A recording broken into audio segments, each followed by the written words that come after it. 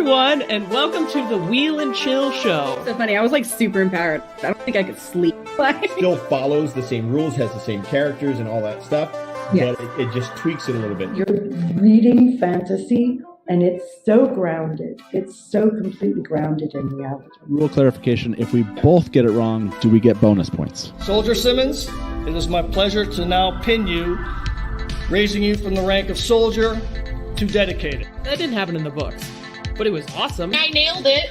I nailed that. I nailed it. Let me bring you comfort about Egwene. I know you haven't seen her in a month, but let me tell you this story about how badass she is right now. That fight scene, my boy went through 5 daggers. Everybody's flower is different. I think we learned that in the books. This is I think for me, top 5 moments ever on screen. When I read it, I felt empowered. I felt called to action. One of the best quotes in the whole series is when Gaul says, "Do you like to dance, Baron Ibarra?" The Knights Who Say Chill, AKA the band of really, really nice good guys. Let a couple more drink on. You're saying everywhere. I am. Do you have a chaser should you need it? Can I have a little bit of mine too? Yo, this is good. Young people do like this now or something instead of this. Oh, it's like this. The heart emoji. Don't jiggle. It folds. I like the way you wiggle. You For wiggle. sure. We're going to review the entirety of season 1 of the Wheel of Time, the whole thing, finale of Rings of Power. Welcome to the Wheel and Chill Show. Hey, everybody, and welcome to the Wheel and Chill Show. I am Tavern, one of your hosts. Our other host, Wine Spring Cafe, is down there, and our guest tonight is LightBlindedFool. We will be covering season 2, episode 6 of the Rings of Power. Let's do our intros first, and then we'll get right into it. Oh, by the way, unbeknownst to LightBlindedFool, we told him, well, it is beknownst to him now. We told him right before the stream, we're going to be playing a little game. And so what the game is, just to preface this, we're going to put snippets of images that Wine Spring put together, and you are to guess who the character is based on a portion of an image, and then we'll reveal the image to see if you're correct. Ooh, okay. Yeah. Good listen, luck. I haven't even seen these myself. I just downloaded the folder of death. We get to zoom out a little bit more until we get no, it. it's just a snippet. It's just a snippet from what I understand. All right, so let's kick this off with our guest, LightBlindedFool. Please introduce yourself. Oh well, I am LightBlindedFool. I basically just hang out in the Discords for various things, mostly Wheel of Time, but I've been watching Rings of Power. I enjoy it. I am a Tolkien nerd to some degree, not as much as actual Tolkien nerds out there, but I know a good bit. But I am really excited about Rings of Power in general. I think it's getting better and better as it goes. And all I really know about the stream today is that we're playing a game, and it's about episode 6 of season 2. So this should be good. Yeah. Now, hold on. Before, I just want to clarify. All of these images are from episode 6, Wine Spring? Nope. Oh, shitballs. Okay. Okay. See, again, I didn't know this. So that's all her. It's gonna be great. It's gonna be great. All right. Wine Spring, introduce yourself, please. That's me. I'm Wine Spring. I specialize deeply in recipes focused on the Wheel of Time book series by Robert Jordan. That is also a TV series now on Prime Video, and there are 2 seasons out. So yeah, check out my content on X at Wine Spring Cafe, and I have a website, winespringcafe.com. Super yummy options, affordable, easy, themed. Can't get better than that. And they are delicious. That's true. They are super delicious. They're almost as delicious as mayo on toast. Prove it. I showed you a picture I put it on X. A whole stack of toast with mayonnaise on it. Sounds That's my perfect. snack of choice. No, that's my So snack of choice. to My comfort snack. finish my intro, you can also find me on Chill here on this channel also, where I play an Owlin rogue with Tavern and a few other people, and I do the NASA D&D game, The Lost Universe, on Meowcure Talks channel here on YouTube. So check it out. Oh, and if you're All on I gotta X say is watching for the Beaks. first time, let us know. Beaks, what? Beaks. Beaks. Listen, it's all about granite and grim. You threw the feathers, so I threw them in there. That's it. That's how that happened. Rude. Oh yeah, my hashtag. What eats? What eats? Okay, so on a serious note, her recipes are delicious. I have made a few. Listen, I'm a metasaur. Uh-oh. Yeah, or actually, getting no. less and less meaty. I'm an omnisaur. Okay. Because I do eat some vegetables like apples and bananas. Apples are fruits, and so are bananas. Listen, semantics. All right, semantics. But I did try her meatless lasagna. Is probably my favorite recipe. Oh my gosh, which is weird because there's like no meat in it, because that's why it says meatless. It's actually called Moraine's meatless lasagna, and it's fucking phenomenal. All right, hi everybody. I'm Tavern. Welcome to the Wheel and Chill show. Like I said earlier, I do a lot of Wheel of Time merchandise. You can find it on Redbubble or on TeePublic under Tavern. There's one of our Wheel and Chill mugs. That particular stuff, anything you have to do with Wheel and Chill, you can find on Zazzle, and on all three sites, just look up Tavern, and you should be able to find the alcoholic beverage of your choice. Apparently, Weinstein, what are you drinking? Sprite and lime. That's a little it? bit of mint. It's very good. Oh man, it's a little bit of sugar to keep me going during the streams. I thought you were gonna have something awesome. No, that'll be for your game coming up. I'm not going to drink any alcohol until then. Yeah, so thanks for that. Store up all my alcohol points. I love the segue. That was amazing. All right, so October 12th, I believe, the Wheel of Time Drunken Spelling Bee will be happening. It's our monthly game show right here on this channel that I host, and our contestants for that episode will be Sulin, London River, hey London, and Wine Spring Cafe. Battle of the Blondes. And it's funny that in November, our November episode will include LightBlindedFool. Whoa! Right. against Skeeter and Tom from Dragon Mount. So that'll be awesome. Those shows are a lot of fun. It's not really about whether you know how to spell, but how much you can hold your alcohol. I'm gonna win. I don't know how I end up drinking more than everybody else on that show. But all right, let's get to it. Wine Spring, I'm going to let you set this off with, where do you want to start? And let's start with our question number 1. Before we even get into the episode, we want to do the game already. Can we kind of sprinkle it through? What do you think about that idea? Okay, I see Q1. I'm not okay. So I don't even have the view set up, so I'm not even going to know what this is. It's going to be 1 pixel. Oh my god, I hate her so much. I hope not. I try not to do anything too dark, but some of them are small. All right, hold on. Present, share screen, dark screen, that one, share. And what is it, not sharing? Nicely done. No, but a beautiful image of Will and Chill. Oh, I gotta do this. I gotta do this thing. There we go. This okay. Okay, that's Poppy. Yeah, I was about to say this is easy, super easy. What was your answer? Poppy. Definitely Poppy with nobody's fingers in her hair. Let's see it. Let's see if we are correct. Where is A1? Poppy. Hey. A good start. Ding, ding, ding. I'm not gonna lie, Poppy got a little frisky this episode.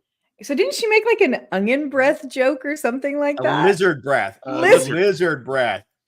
I love her. She said, Merrimack, did you have lizard for dinner? So yeah, that was interesting. Why she asked. Yeah, that was. I was like, Honestly, I was like, I shouldn't just say that right She then. definitely did. She totally did, which was funny. Okay. That was excellent. I like that game. Might have to do that a little bit more. All right. So where are we starting with this episode? Who do you want to tackle first? Wine Spring, what character do we want to dive into?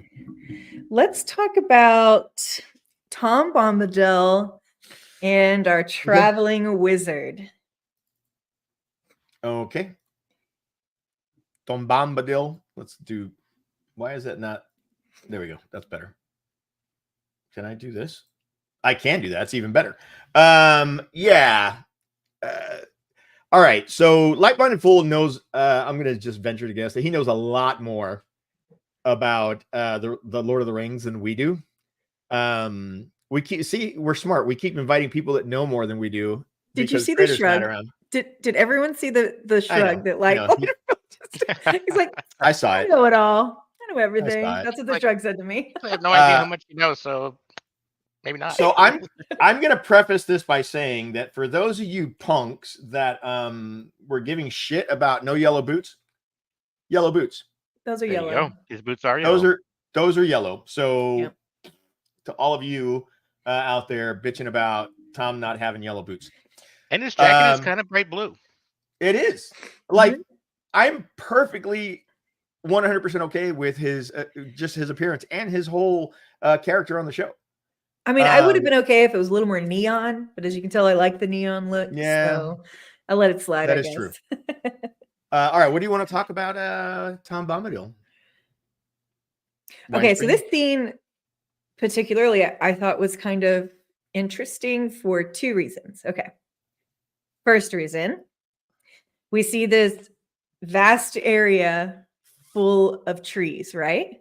Working on it. Oh, okay, nice. Yes, I put an image in there. Okay. And we see all these trees, and he's supposed to know where his staff is, and he's stressed about it. But in the episode before, he saw his staff. Like, he knows where it is. It's in the tree that gobbled him up. He knows. And so this seems like one of those like misdirect moments where Tom's like, hey, you need to remember, like, follow your intuition kind of things. So I love that you're like, you are correct. That felt great. Thank you for that. No, 100%. I mean, I have no idea. This is all Rings of Power. It has nothing to do with the books, but as far as the scene here, but I completely agree that this is a red herring. This whole field red of herring. trees. That's it. Yeah, because I mean, like, what is this? Like the staff Walmart? Like, go there, pick out whichever staff you want. Like, I don't think so. Well, I mean, it was given to us already. He said, "Why didn't you just ask for it?" Mm-hmm. And did you notice that branch looked exactly like Gandalf's staff from 100%. Lord of the Rings? Yes, so he knows where it is. He needs to just he knows where it is. He knows how to get it.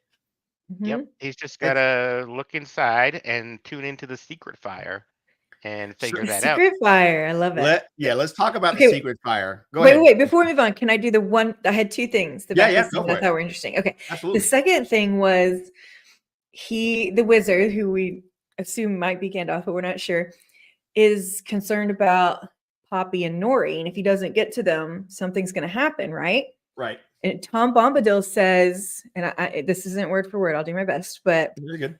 Something along the lines of your friend or your destiny, I think. Yeah. And it could be taken as, I think, two ways. Like, one is like, you're either choosing your friends or you're choosing your destiny. Or the other way, which I like a lot more, which is your friends, they are your destiny. Yeah. And it was very open-ended. You know, like, I think he needs to go, like, save his friends. That is his destiny. And it was just implied with a very clever, flowery worded statement by Tom Bombadil. Yeah, this episode was full of flowery statements or verbiage that was leading to certain things. And I want to say, I hate to say it, that it was like fan service. Because Rings of Power, I mean, is really kind of made up. They're taking aspects from here and there, and they're kind of filling their own version of it in the middle. But yeah, I mean, that line in particular, your friends or destiny, absolutely 100%. I took exactly the same way. The second way you did? What about you? Well, I took it as an if or would say and or, but I think that it was implied that if he goes with his destiny, that he's still helping his friends. You know what I mean? Like his destiny is to help his friends? Well, either you do your friends right now, or you fulfill your destiny, and then you can help your friends better, because he's not prepared. He's already told him that the Dark Wizard has his staff. He came here and he got his staff, right? And so yeah, if he goes up against him right now, he's not prepared for that. Interesting. Okay. I mean, so that's we how don't I took agree. it. Robin, totally. what do you, or like-minded? Yeah. I mean, I like what you're saying. I didn't really thought of it that way. I thought of it more like it was more like Yoda and Luke Skywalker. Like, you can go save your friends, but then you won't fulfill your destiny or whatever, or you might die or whatever. But like, I think this is also tied in to the other quote that was basically taken from Lord of the Rings movies, which that Gandalf said about, like, you don't have about the power to like kill people. You don't have the power to bring people back to life. So, be careful about, you shouldn't kill people because you can't bring them back to life, basically, is the essential idea of that quote. I can't remember it off the top of my head, but he almost said word for word like what Gandalf says in the movies. So interesting that he was the one kind of in Rings of Power to kind of give Gandalf that quote. But it was a little strange just because of the context of it. Because like in the movies, it was about, we want to, not kill Gollum, right? Because he might still have a part to play, and you don't want to just kill him because you can't bring him back to life.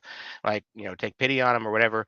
But in this scenario, seemed like it was to convince Gandalf that he should go after his destiny rather than saving his friends. So it was almost like just let them die. Like, so it was kind of a weird context for that quote. But yeah, like I said, it was kind of like it better open-ended. when with your take on it of your friends are your destiny. Yeah, I mean, it was fairly open-ended, I think, the way it was said. But to me, the hidden meaning was, you can either go help your friends now and it's not going to do anything, or you can fulfill your destiny and then do it. Another thing to bring up with this particular scene, or the scene right before this, before they head out to the staff mart in the desert, is they're in Tom's house, and he says, "How do I master the flame?" Right? Yes. And he says something to the effect of, "How do you expect to master something you can't, whatever, or why does it need you to be its master?" Right. Which goes right back to the Lord of the Rings, when Gandalf faces the Balrog, and his quote, and I had to look this up because I had to bring it because I want to make sure it's verbatim. I am a servant of the secret I am a servant of the secret fire, wielder of the flame of Anor, or Anor. Whoa, what a difference. Yeah. It's like so he, at that point, Gandalf has not mastered, but has fulfilled his role, right? And he knows that he is a servant of the secret flame. He's not trying to master the secret flame. Secret fire. I'm sorry, secret fire. Yeah. Yeah. I appreciate it. Thank you. Whoa. So yeah, so there's that, which is friggin' awesome. That is really cool. Like, I didn't pick up on that at all. That's neat. Yeah, that was thoughtful. Yeah, that was special. Yes, I like that. And it's a great way of describing it, because you may not know this, but essentially, and I think I'm getting this right, that the secret fire is essentially like the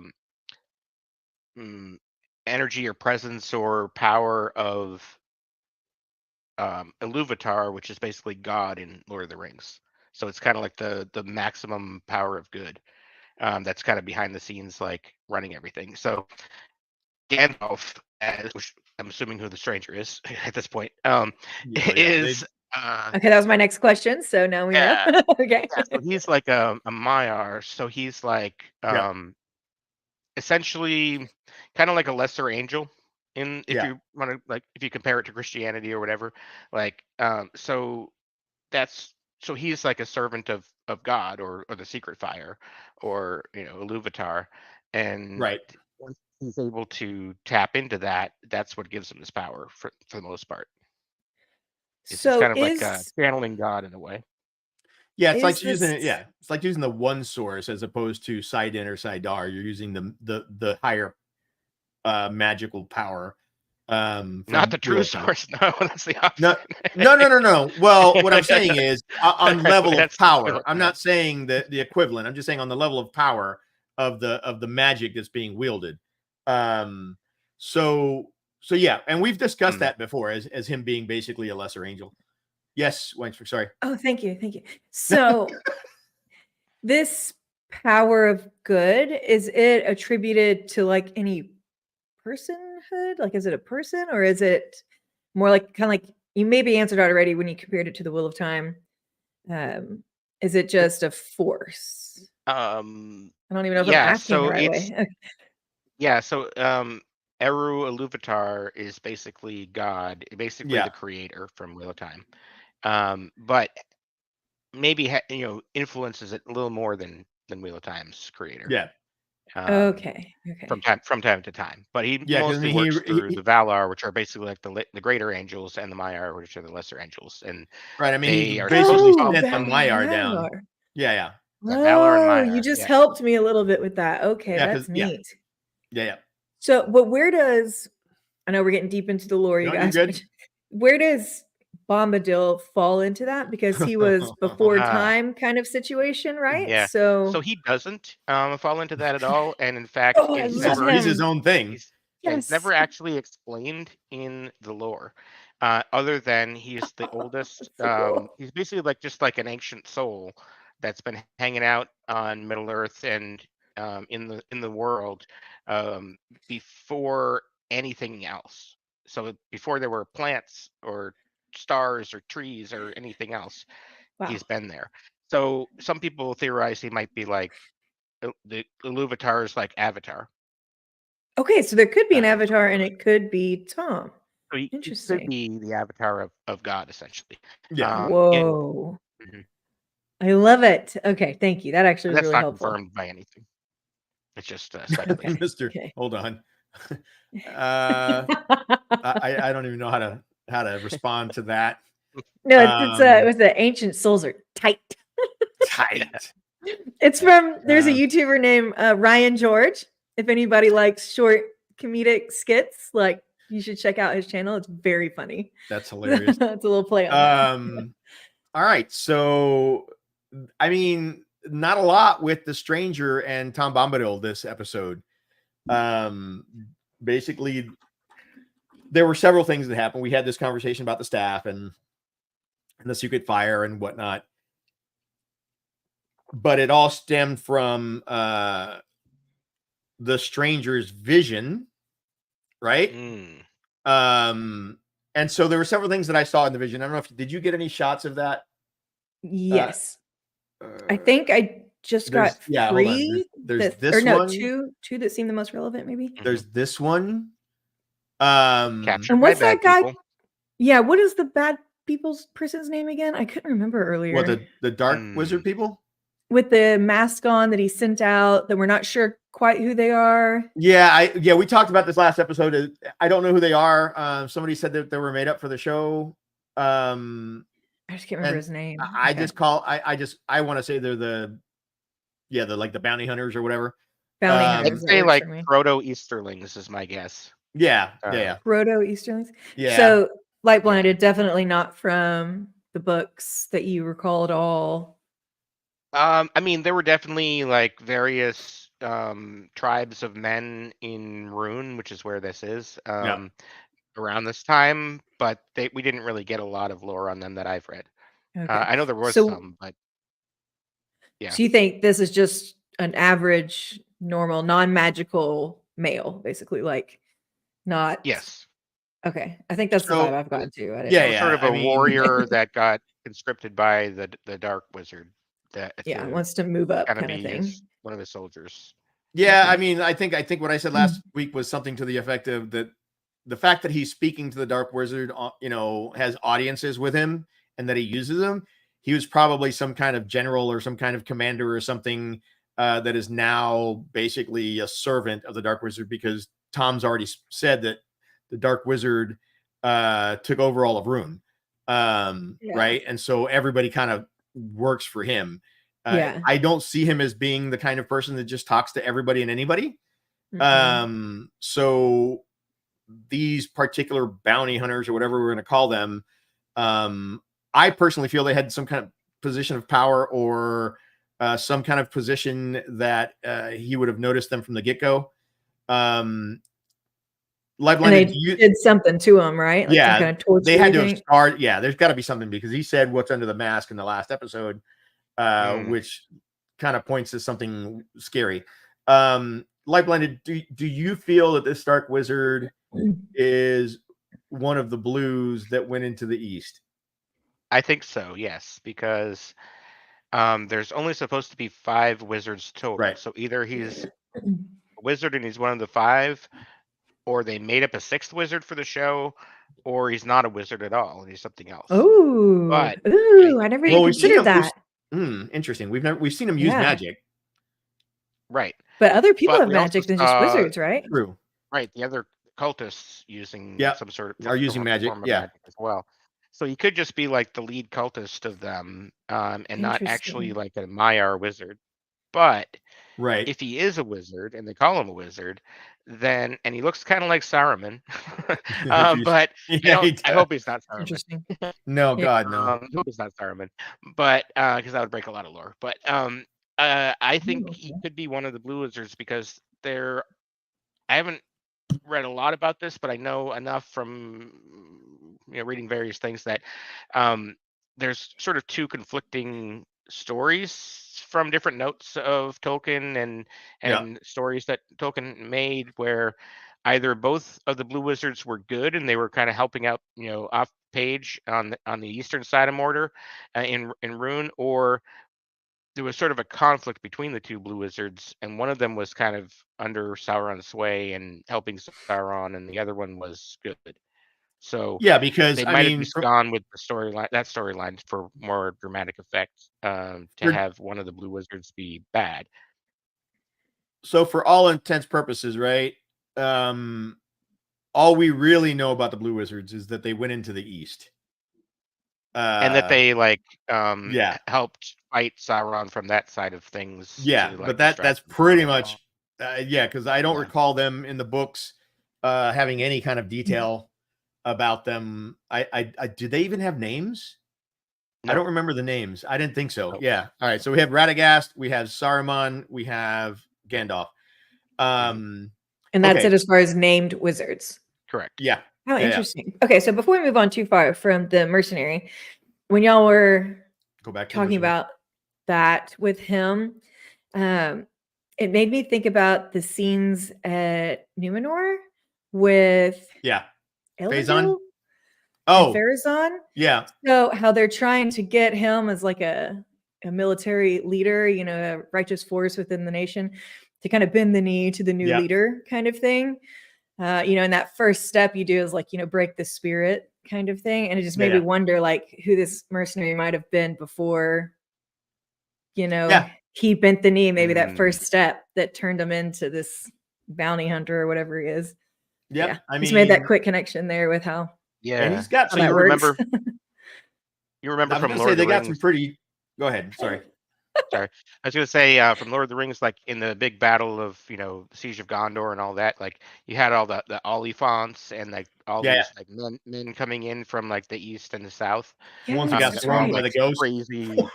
They were so cool. Warriors, right? Really cool, crazy warriors that were kind of evil and with the orcs. Well, those would be like the Easterlings and the Southrons, as they're called, which I think the folks that are in the Mortar area now are kind of the proto Southrons, and then these guys I think are the proto Easterlings. And so there were basically two large groups of men that had kind of been turned by Sauron or had been like brought under Sauron's sway with like promises of glory and power and that kind of thing, and they fought against Gondor. So these are sort of representation of those groups back in the Second Age where this takes place, as the build up to that happens when he's kind of taken over those areas. So, okay, neat. Yeah, not to mention, I mean, I look at this guy or what we see of him, and he doesn't have, I mean, the armor's in a bit of disrepair or old and kind of dirty, but it's decent armor. That looks like Brigantine over here. And not your average Joe would have, that kind of armor. So like so who that's were they just kind of thing. Yeah. So it kind of, I really want to know. I hope they get into detail of who these guys were, because that would be cool. All right. So let's do another picture game. Yes! Let's do like 2 or 3, because there's like, I think I did 17. You did a lot. I did. Hold on. Let me I had some fun. get rid of some images here so that I can bring that up. And hopefully they're harder than like Poppy's. Poppy's was so easy. Well, yeah, Poppy's was really easy. It was just, I just want you to feel good before we started. Really. Oh wait, that's the I figured that was I screwed that up. That's what it bait is. and switch. Q2. All right, here we go. You ready? I love this. Oh no, it's so small. That is small. Hold on, I can. Okay, that's zoom the in. It's forge. gonna get up. That's what? Wow. That's Celebrimbor's forge. Celebrimbor's forge. Okay. Let's see what it really is. I'm just gonna. I already saw what it was by accident. Oh, no, it's not Celebrimbor's forge. Yeah, I was like, that was a skull. It was tiny. It's super tiny. I'll try to zoom in a little bit better. I hope they're not all that Tavern didn't pixelated. guess. He gets a -1 as well. I like it. I'm not even keeping score. By accident. I opened the answer first, and I was like, crap. So that I didn't count on that one. Okay. I want to bring something else. No, actually, no. I was going to talk about. It was a different scene. All right. LightBlindedFool. Who do you want to bring up, or what character you want to talk about? Well, since we were talking about the vision that Gandalf had, I'm assuming it's Gandalf, Stranger. Well, maybe we should go into the Harfoot section just to kind of ease our way in. Toward the end. All right. So, okay, sounds good.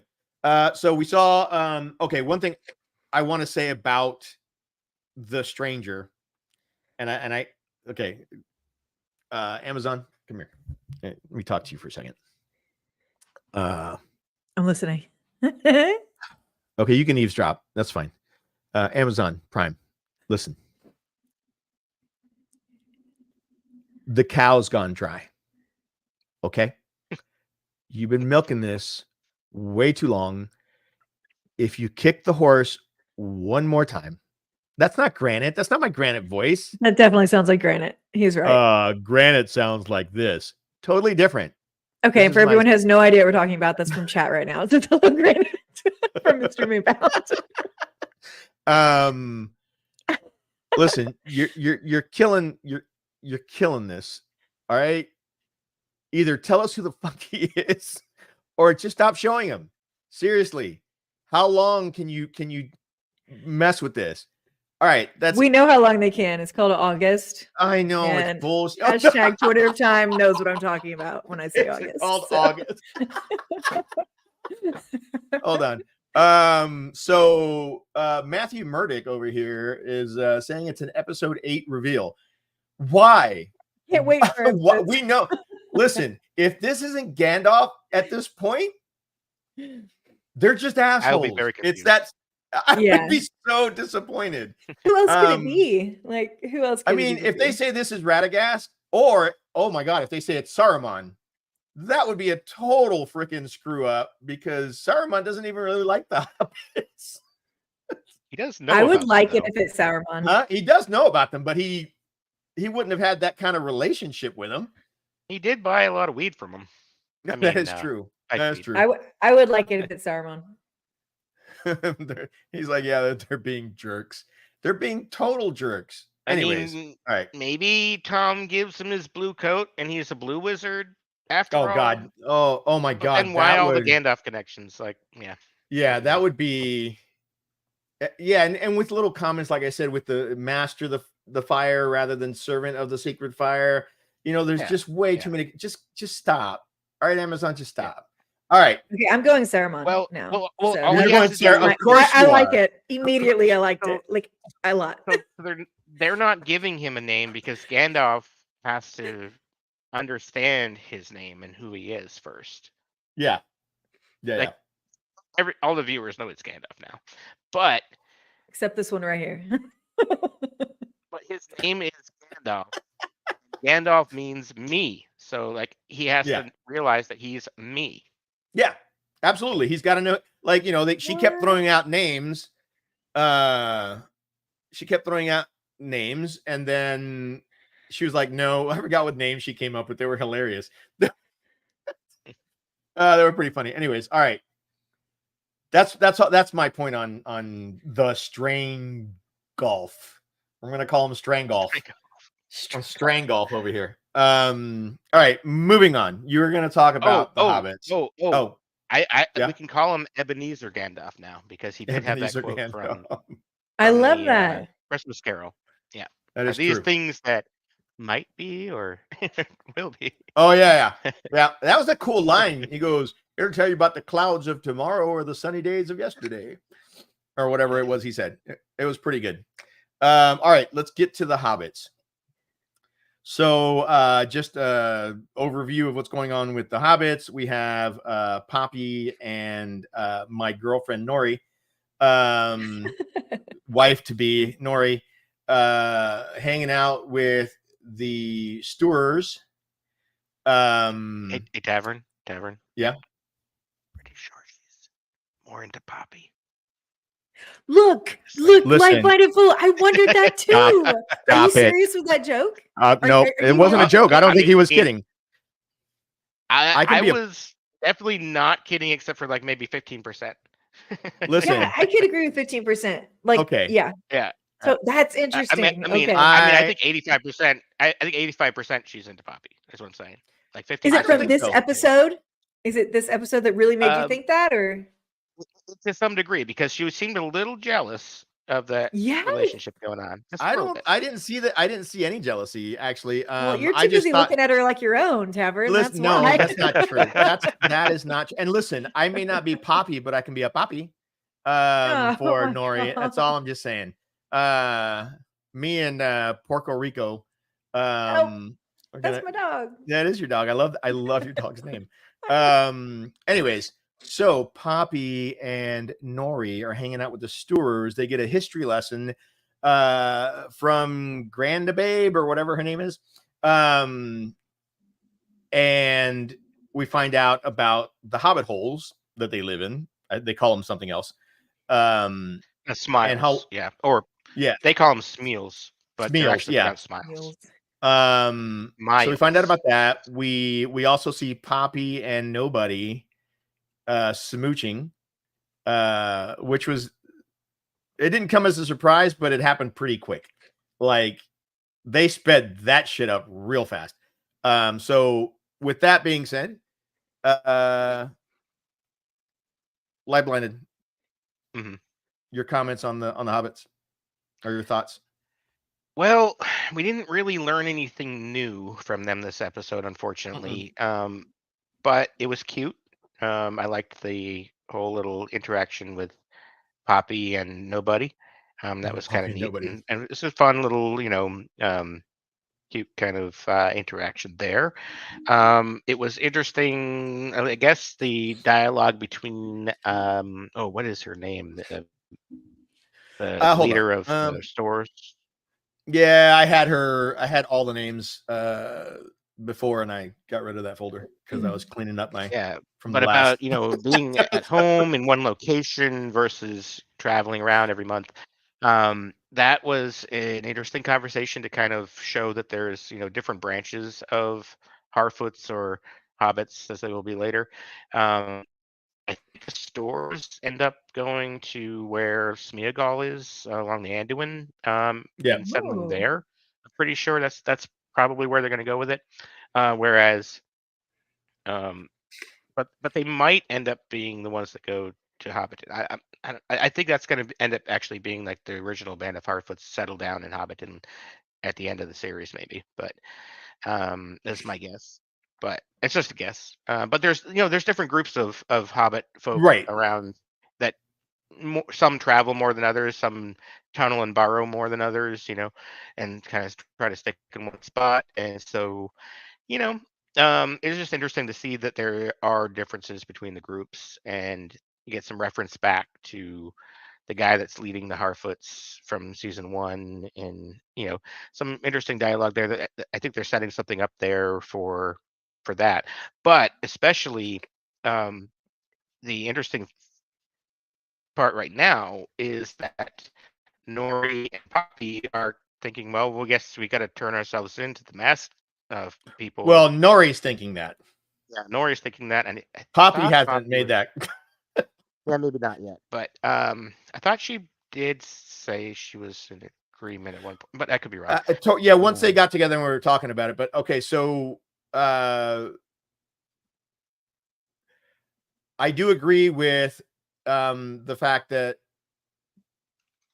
with the Stores might become the Hobbiton or the Shire hobbits. I 100%. Yeah, I mean it tracks that they end up along the river where we got Smeagol and his cousin or his brother, or whoever it was that he freaking beat with a rock.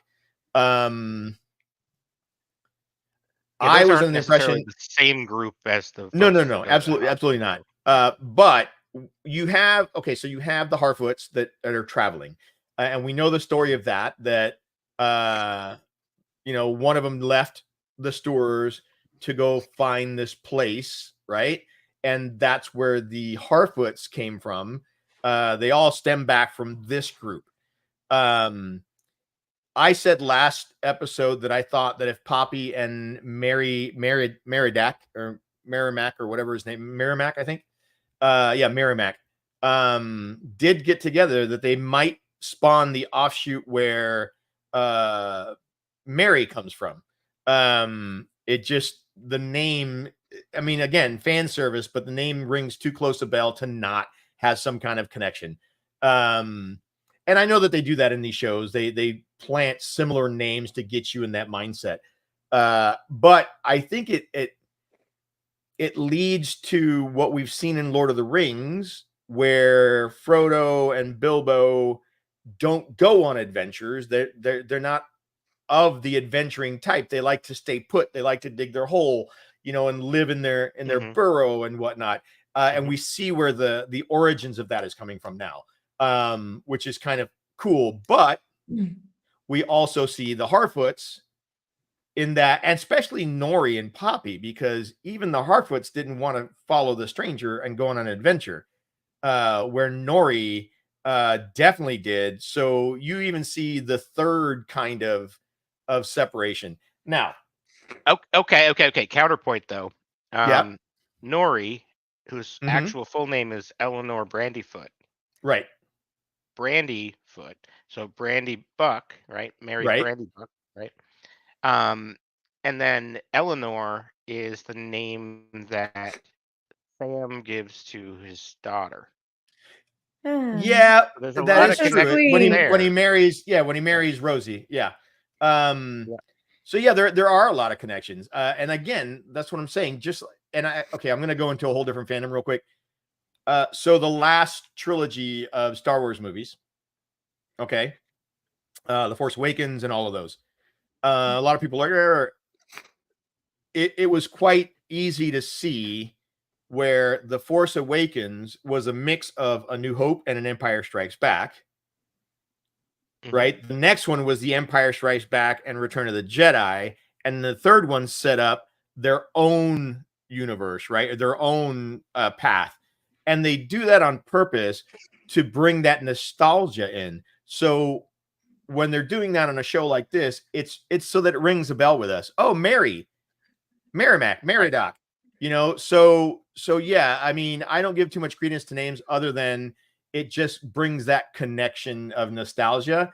And go, oh yeah, this is just like Lord of the Rings because they're using the same names, which is freaking great. I don't have a problem with it.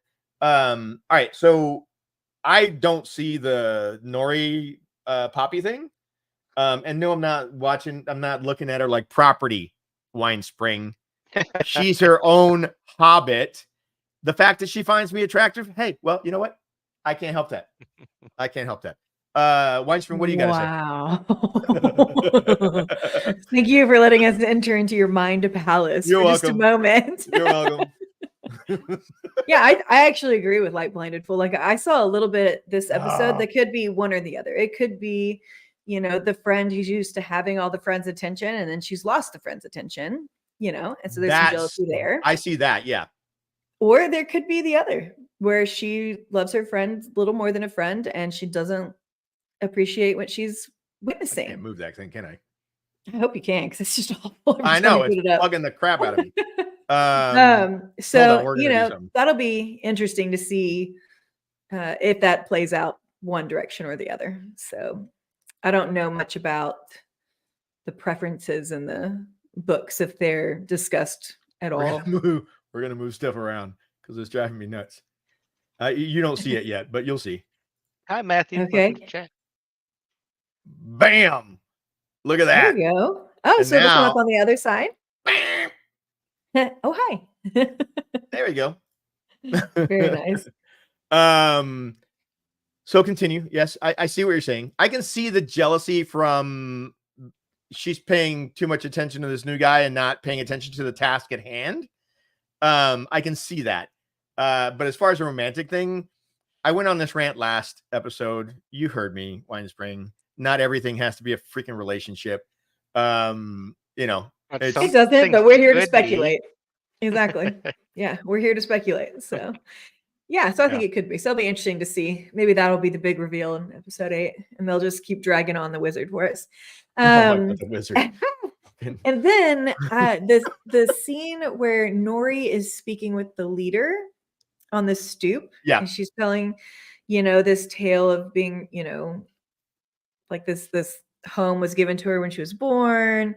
Then she got married there and all these things. What is happening? Don't mind me. Hold on, I'm gonna remove that for right now and bring us back to center while I do some stuff behind the scenes. Continue. We're professional. Was very emotional. I thought that was very, like, I actually had some emotions maybe for one of the first times I think this season, watching that and hearing her tale of how long they've been there. I loved getting that history that they gave us with that. Yeah, when she was like, "Oh, I'm gonna be buried next to my husband," like that was just kind of got me. It did. I really like her. I think the actress is doing a very good job too, playing that role. I really enjoyed their choice there. She seems matronly, intelligent, so genuine and kind. Yeah, I really have enjoyed her moments. Yeah. Sorry. Did you figure it out, Tavern? No, I thought I had the pictures with the names, but I don't because I'm a loser. Oh, I can't wait to rewind this stream and see what just popped up. Back over on that side. What? Oh, that's because all right, never mind. I know what I'm doing. He's looking at me. This. Yeah. We'll just switch over to this. Oh yeah. Wine Spring was creeped out by my thumbnail for the episode today. Let's see what this looks like. It's going to be an overlay, so just deal with it. We're going to disappear for a second. I don't see what's weird about this. It's a little strange. You were definitely going through something when you made this thumbnail. All right, but can you see Muriel in the background watching herself in the water? Yeah, very creepy. A lot of eyeballs. Very creepy. Yeah, a lot of eyeballs happening. In my interesting thumbnail you made. Okay. So we have a question. So theory question from Matthew: is Estrid the unnamed woman who ends up marrying Isildur? I think it's a great question. I think yes. I think eventually that's going to happen. And that's because you think the hug, not kiss moment with the male was a brother or something like that. So on any show, if there is something of significance where there's affection, such as Poppy kissing nobody or anything like that, they're gonna show the kiss. They deliberately hid that interaction between Estrid and this guy. I don't think that's her beau. I think that's her brother or some relation, because if it is, that was very awkward in how they did that interaction. That's just my 2 cents. I was hoping they were going to deal with it this episode, but maybe it'll be the next episode. Yeah, I don't think know. I think they did set up some sort of a connection romantically between Estrid and Isildur to some degree, unless Estrid is just sort of using her feminine wiles to, survive and get by in the situation because Isildur seems like he can lead her to somewhere better. But could be he both. Could be an opportunist. He could be an opportunist. Yep. Could be both. So whether or not she actually is engaged, it doesn't seem like she's completely on board with this engagement. Even though she does seem to care about this other individual, I think she's going to break that off and go with Isildur. Or agreed. Or the only other possibility I think is that she's actually working with the bad people, and and she's scoping out leaders. You think she's scoping out leaders? That's a possibility. I thought about that too. That's interesting. So here's I'm just gonna say that Weinstein, want to put you out there. She thought that those were nobody's fingers entwined in her hair. Well, not in this scene or this shot, but what you put on your weird thumbnail. When I first saw it, I was like, "What the?" We're really getting into it. Yeah, those acorns. Is that what those are? I think so, acorns? Yeah. They are the weirdest freaking head decoration. I mean, they fit the character 100%. But it's so just when the they weirdest hide, thing. it just helps blend their hair. Yeah. It's speaking of amazing blending, camouflage. Let's do a couple of questions of the images. Okay, yeah. I'm just bringing these up since we talked about them, just to show the characters as we discussed them. All right, let me boom. Let me hide that so that I can. And let's do more than one this time, please. Okay, fine. I want to get through. All right, we're going to number 3. A lot on these. She did. I had a lot of fun. Where is 3? Did you have a Q3? I don't see a Q3 in here. Oh, there it is. It's hiding. They're not in order, which is weird. All right, this is Q3. Wine Spring. They got to be harder than this. No fair that you get to see it first. No, I don't see the whole picture. I'm just looking at the same thing that you don't know what that is. That's difficult. That is easy. See? Look at him thinking about it. That's our Farazan holding his scepter. Thank you. Ooh, let's find out. Maybe. I don't know. Wait. Is that what Tavern says too? I 100%. That's the stick of death that he's gonna poke into freaking Kemen's freaking head, because Kemen's a douche canoe. Right. The white cloak symbol scepter. Yeah. Right. Yeah. Look at that. We called that too. We said it last episode that why are all the bad guys have sons for their things. All right. Let me hide this again. Okay. Good job. You're doing good, LightBlinded and Tavern. You're doing all right. Back up to 1. What do you mean? He's doing good, and I'm doing all right. That's nice. All right, here we go. Yeah, good luck. This is harder, isn't it? No, Ooh. I know who this is. I know who this is. Wait. Is that? Say it. Say it. You know you want to say it. Who is it? I'll put it to you this way: we hate her guts. What is it? Is that the Aryan? I believe that is the Aryan. I don't know. We're gonna find out. Let's see. Because for some reason, it is in fact the Aryan. That little smirk, you just want to whack it off her face. Oh wait, we should. I forgot. We need to let chat play along. Yeah, Matthew got it. Matthew got it. So I get half points. So Weinstein, a little weird thing about me, I stare at people on the screen. So I knew her face. Oh, because that's what I thought too. I was like, people are totally gonna. I mean, these shouldn't be impossible. I don't no, think anyone she's is freaking evil and fucking everybody hates her. Mhm. All Oh, right, I we're have gonna a hot do take another. on that one, by the way. you have Oh, a I'm hot sorry. take? What is Get to it? that later. All right, yeah, bring it. Oh no, we'll save that for later when we get to that part. Okay. Okay, We should do her all right. next, or we'll do it after we play it. All Let's right, do two one more. more. Let's do two more. Two more? You want to do two more? Two more. All right. Yeah, this is so fun to watch y'all play. Oh, yeah. Let's see, where's it at? Oh, I know who that is. who is that? Oh my god. I'm gonna wait for Light Blinded to say, That would but be Gilgalad. thank you. Let's see, Gilgalad. I think It's Gilgalad. Ah, I picked it on purpose because last stream they talked forever about this one section of his head. Yeah, that's exactly why I picked that stupid space between where a sideburn should be. Matthew didn't get that one. Nice. They didn't even fade so it. he can run faster. Is that what it is? That's what it is. Aerodynamics for the ears. How he fights so well with Freaking dumbest haircut in the history of everything. I was like, I have to put this piece of his head. I hate that haircut. All right, last one for this moment. Good job, G6 versus Good G6. job. Thank you. Yeah, no, these Thank are you. great. It was a I'm just random gonna- idea I had like today or yesterday to do this. This is too easy, I know. Yeah, this I is should have too cut it big. short. I could have. I big. know. I should have made it tighter. Well, more specifically, Oh.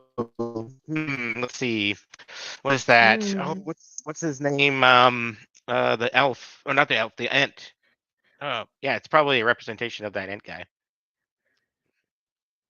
Oh, on Arendir's armor. Oh, I all like right, so that kiss on the arm. everybody's saying Arendir. And let's see. Frodo. Arendir. I love this shot. That was such a cool shot. And the ent's name is Snaggleroot. Snaggleroot. Snaggleroot and Winterbloom was the ent's wife. Yes. I gotta get listen for a screen grab. These special effects folks are doing a freaking hell of a job. That's like perfectly done, right? Yes. That's really good. So kudos to them. Look at that blood spurt. And those people are able to grab these shots. Man, they are putting their time in for you guys, aren't they? That's You're doing such a great job, Frodo. It was friggin' Frodo. Can I give you a trophy, Winespring? Oh wait! Oh, yes. I never get one.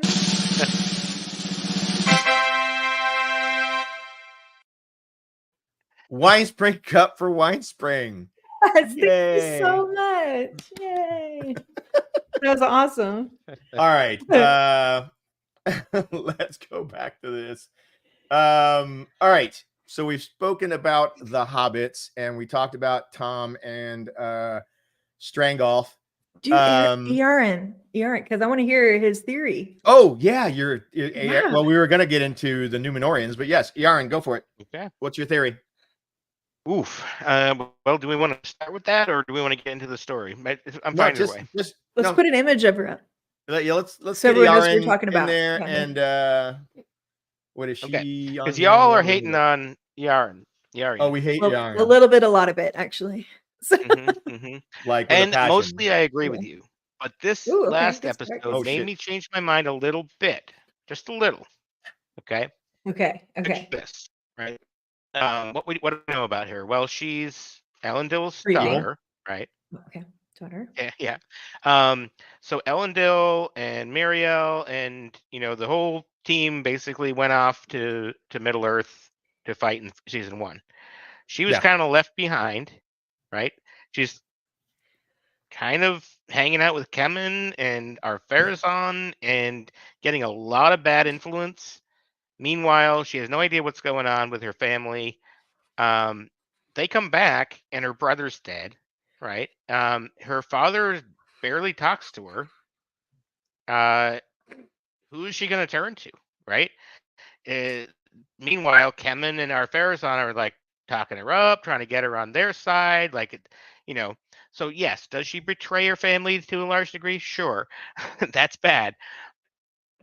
But they're not there for her at all. Like, I don't see any scenes with Elendil like talking to her about the faithful or what's going on.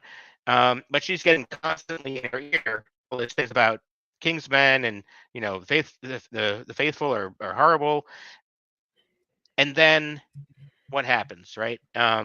So her father goes and like commits some crimes, right? Apparently, and gets into a bad situation where people get killed. There's a whole problem there.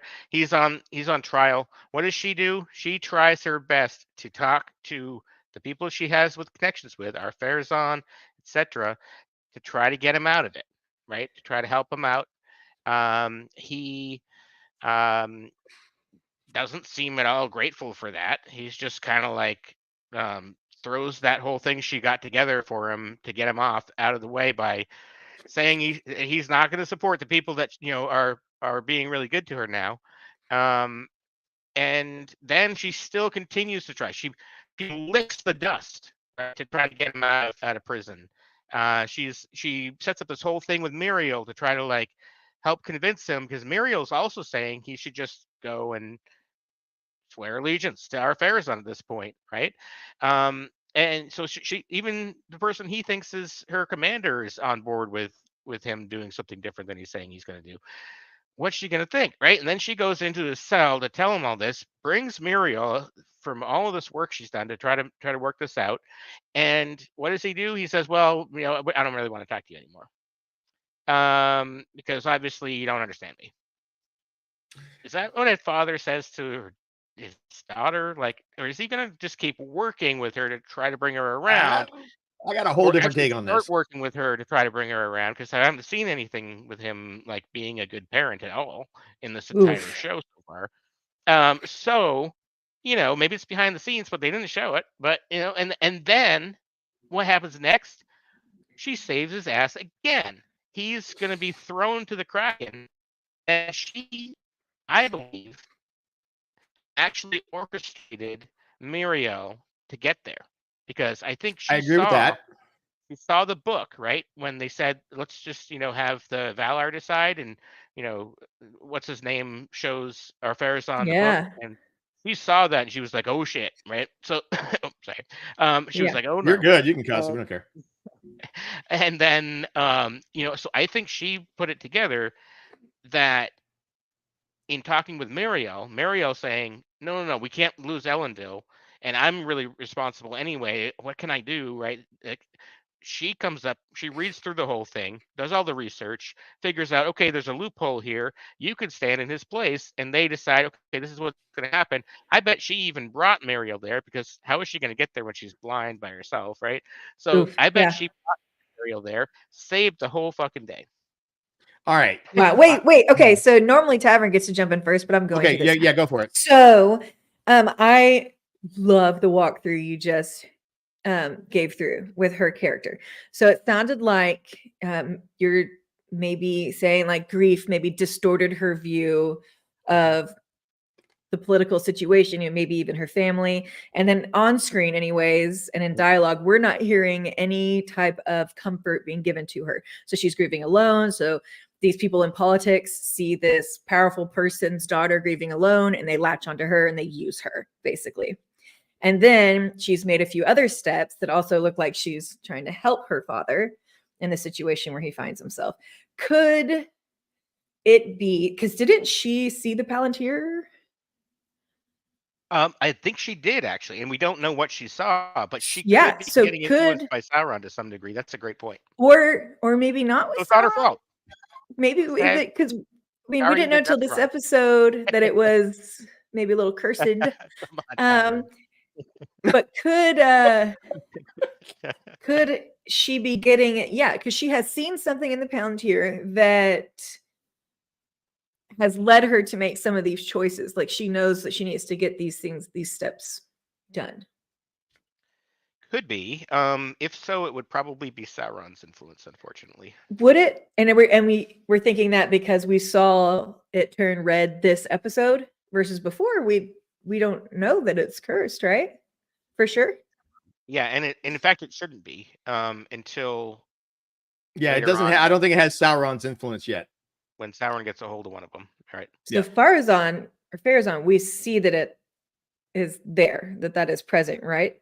We think. Okay. Yeah. Yeah. So, but we saw when Sauron in it, and we saw like the fires of Mount Doom in it, right? So maybe ever since Mount Doom in the show, that's when it kind of starts getting corrupted. I don't know.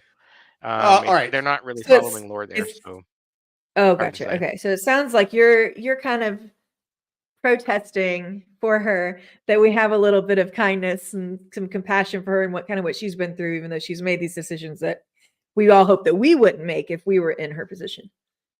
Yeah, I think she's like somewhat regretful for some of her actions, but also just really concerned for her father, really wanting to help him out, even though he doesn't seem to be doing anything for her at all, and just kind of That's a shunning her great in call general. out. I think that's Yeah. true. I really appreciate that, actually, you pointing that out, like, on her behalf. Yeah. All right, so I'm going to give you kudos, Light Blinded. I'm going to give you kudos for supporting Yaren. Here's my spin on this. Okay, so in season 1, you say that there was really no care in season 1. That was Daddy's little girl. Okay, he basically gave her everything. Their mother was gone, right? He was struggling with trying to. What you're saying? I wouldn't say that he spoiled her, but she I didn't see any spoiling. But she pretty much, her privilege from his position let her do whatever she wanted to do. She wanted to be an artist, then she wanted to be an apprentice for something. That privilege, trying to find her way as a young the privilege that he allowed her with his position. Because listen, Elendil, 100% military guy, through and through, professional military guy, sworn to the crown, sworn to the loyal to the ways, the whole 9 yards. But he did care about his kids. So that there's that. I mean, he struggled with Isildur from the beginning on trying to, figure out what he could do for Isildur to get him on the right path. Two, there is no, that's fine. Go ahead. Oh, well, yeah. On the same line, like he's spending all his time with Isildur, maybe because he thinks Isildur needs more work, but he's still spending all his time with Isildur, kind of ignoring her, being like, "Oh yeah, go do your art. Like, you can have whatever you want, just don't bother me with it." Right? I don't know if he was ignoring. That's a really good reminder. That is what it looked like. I wouldn't say ignoring was the right word, but okay, I get that. But yes, you tend to put more attention to the squeaky wheel. And Isildur needed way more help. She seemed to have her shit together. Although maybe he didn't. Isildur look at what she's done. Maybe she needed some attention too. True. I think that one, her quest for position, and because you have Farazan and you have this douche, whatever his name is, I don't remember his name, who seem to be of the old guard, right? The guys that are the politicians, the elite, the aristocrats, for lack of a better term. They don't want to see change, or whatever. And Muriel was not the queen. She was the queen regent. So it wasn't official. So they could still kind of do their thing because she was queen regent, but whatever. I think that Yaren here saw the attraction between her dad and Muriel. A little jealousy kicked in, right? And started showing. She's jealous? I think so. I think she's jealous of the attention because you said that he didn't give her enough attention. Oh, okay. Yeah. Not in a romantic way. I'm just saying jealousy in the attention that Muriel was getting as opposed to what she got. So I'll give you that part. Maybe it wasn't perfect, but yeah. Then he takes off with Isildur to follow Muriel because Muriel says, "We're going to help, right? We're going to Middle Earth." Take her along. Well, I don't think she wanted to go along, if I recall. I don't recall her wanting to go because she could have gone, I'm sure. They didn't show him inviting her either. But he didn't invite Isildur either. Isildur kind of freaking made himself go. Kind of. So we're not talking about Isildur right now. No, we're not. But I mean, what we're saying is everybody forges their own path is what I'm getting at. So while they're gone, she is hanging around with these aristocrats, with Farazan and all these people. and getting caught up in the political intrigue. They come back. Yes, the brother's dead. So that's got to be hard, because no doubt in anybody's mind, I don't think that Erin loved her brother, was very fond of him. But she definitely sees that connection between Muriel and her dad, right? She knows about the Palantir as a devout Numenorian, following the ways of their culture, hating the elves. I mean, in the past they did not, but this group here wants nothing to do with the elves. But right? her father loved the elves, half right? the population. Well, right, half the population, which is the part that she's a part of. So it's very reminiscent with politics today, is all I'm going to say. We're going to leave it at that. In the, she sees the Palantir, doesn't agree with that, snitches about the Palantir, okay? Which then shows where Pharazon's true colors like, because the moment he gets a chance, he freaking grabs that thing and uses it. The part where you're talking about where she tried to save her dad's ass in the prison cell, yes, because it would have been better to have him on Pharazon's side. But when he rejects her in the cell and says, "You think this is about pride?" You can tell right there that she's learned nothing, right, about being your own person and standing your ground. Because he's not teaching her. Yeah, okay, I don't know about that. Light blinded. Thank you. There we go. Okay, so the rest of the population of Numenor knows the measure of this man, except for her. He's taught her nothing. It doesn't nothing. seem like the rest of the people do. Not entirely. Or he would not be in shackles like he is, would he? Regardless, when he says, "No, you think this is about pride," what did Erin say? Pharazon said you would say that. He said you would say that. Yeah, she's still trying to play him. She's still trying to play him. Yes, there might be a little bit of caring there to try to save her dad, but we know where the power lies, and that's Pharazon in her ear. Okay, so I have no pity for her. Zero pity for her. Pharazon's her new dad because Elendil dropped the ball. I don't know about that. I listen, I totally reject that. I really appreciate all of that. Thank you, LightBlindedFool. But you know what? I give you credit. 100% credit. She did actually end up saving his ass by bringing Muriel there to. I think she brought Muriel there more to get rid of Muriel than she did to save him. It was kind of like a twofer. It was a bonus that it could save her dad, but I think she wants to get rid of Muriel to what? To promote Pharazon, because she is as long as she is still alive. She is still a thorn in Pharazon's freaking reign. And we saw what happened. They screwed up. They put her, her and Elendil. I'll be honest with you. I think Elendil would have been spit out too. 100% that we'll never know. The sea monster wouldn't have eaten him either. Because Muriel, that's just my 2 cents. All right. Great job, LightBlindedFool. Great I love a good challenge. Light-blinded. I love that. Yeah. That was awesome. Yeah. Now I hated her a lot. And then that explanation, I'm like, okay, I'm gonna watch her character with a slightly different lens and see what happens. And that's so fun. Makes her more interesting. It does actually. And I will listen. I will keep an eye on that. I will definitely keep an eye on that. I'm not 100% set in my ways either. I just don't see it that way. All right. We can't talk about these idiots without talking about where is this little butthead? Should we do another question? We have more to get through. We have a ton. I know. Let me make this view larger so I can see the pictures better. All right. We'll do 2 more questions. Where did we leave off? 6, I think it was, or 7. Let me see what Q7 we did 6 already, so we're on number 7 now. Good job. Let me just look. Yeah, okay, we haven't done this. That is say it. It's the Antwife. Winterbloom. There we go. 100% Winterbloom. This one's gonna be so hard. You're never gonna get it. The next one. This one. This is Winterbloom. Oh, you got it. Oh, man. I thought it was going to be so difficult. Shut up. I hate you. Now you're just making fun of us. All right. One more. One more. Oh, this is so Q8. fun. Okay. All right. Let me bring it up on screen. I know this one too. Ooh, this one a little more difficult. He's having to lean in. Look at him lean in. Yes. Let me Very zoom in. difficult.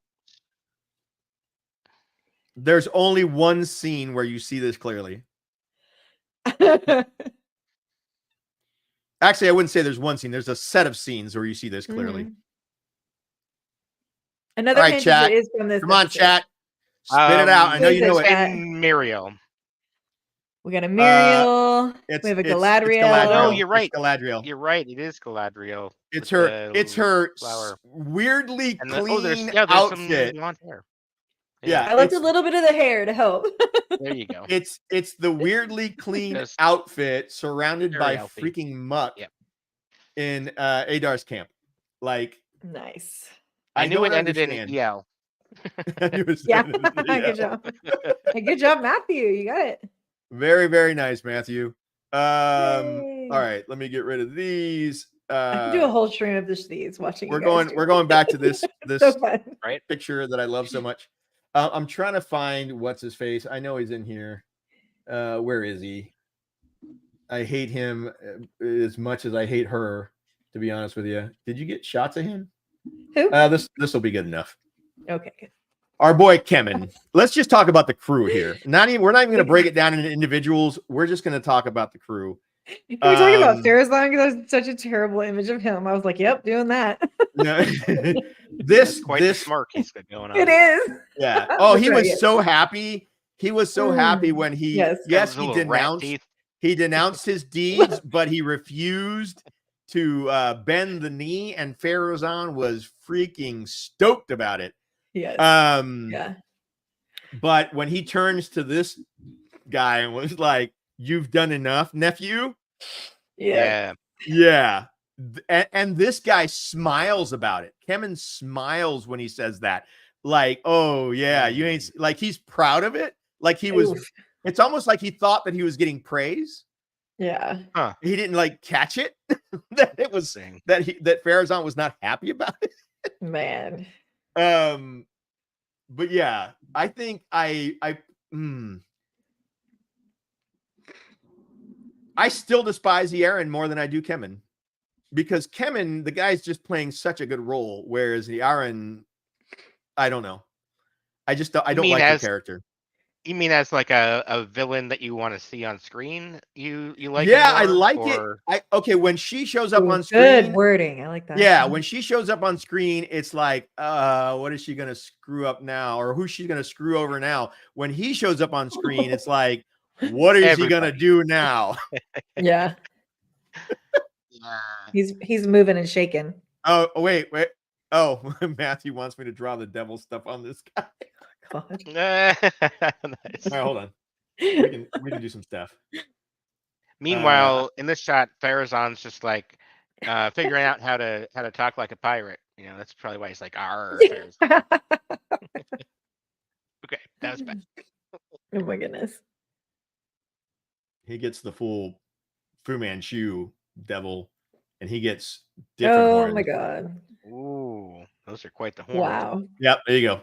Wow, you're welcome. You're welcome, Matthew. It was a request. That's all I'm saying. It's good. It's good. That's we take our chat seriously here. Yeah. Oh my god. I gave her the twist. I can't give him the twist too.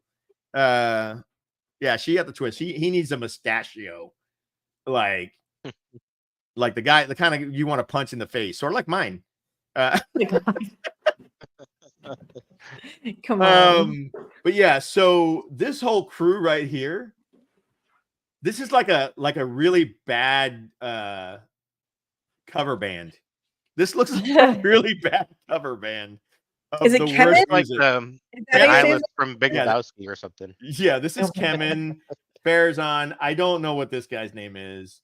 I know he was in the scene in the last couple of episodes or earlier in the season when they were sitting at the bar and they almost got into a fight because they said shit in front of what's his face. He didn't like it. Oh yeah. Yeah, That's right. I think they were the ones sitting at the bar, and that he was there when she brought up the Palantir. Actually, Mm.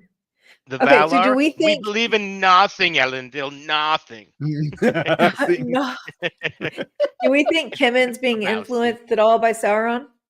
No, Kemen's just an asshole. I'm sorry, Valendil. Thank you. Or Valendil. I keep enunciating those incorrectly. I think Kemen is just.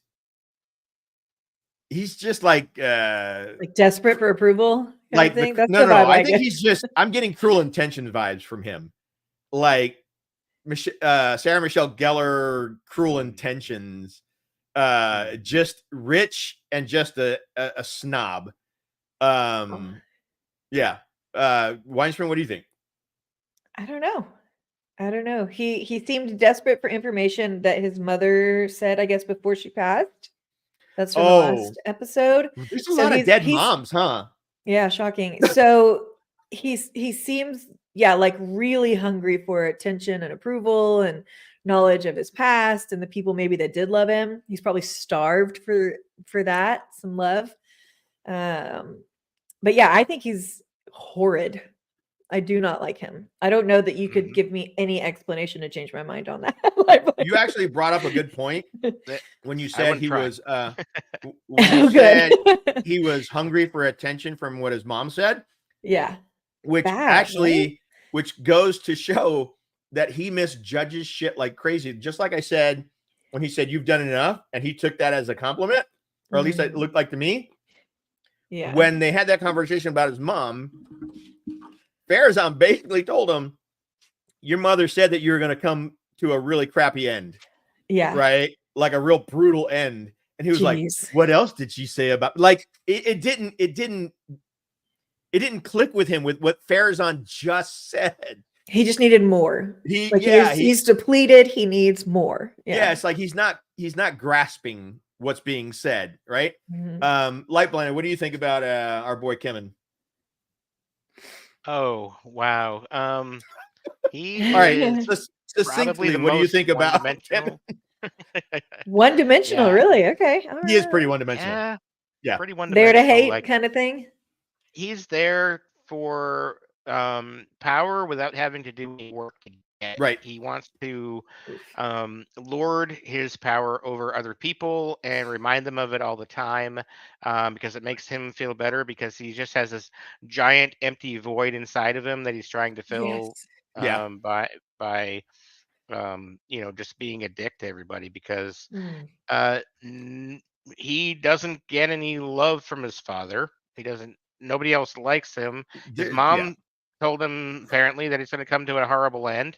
And so he really has nobody and nothing except his father is gaining power. And that's the only good thing in his life, is that he's gaining power with his father. So he's going to basically do whatever his father tells him to, and his father's fucking evil. So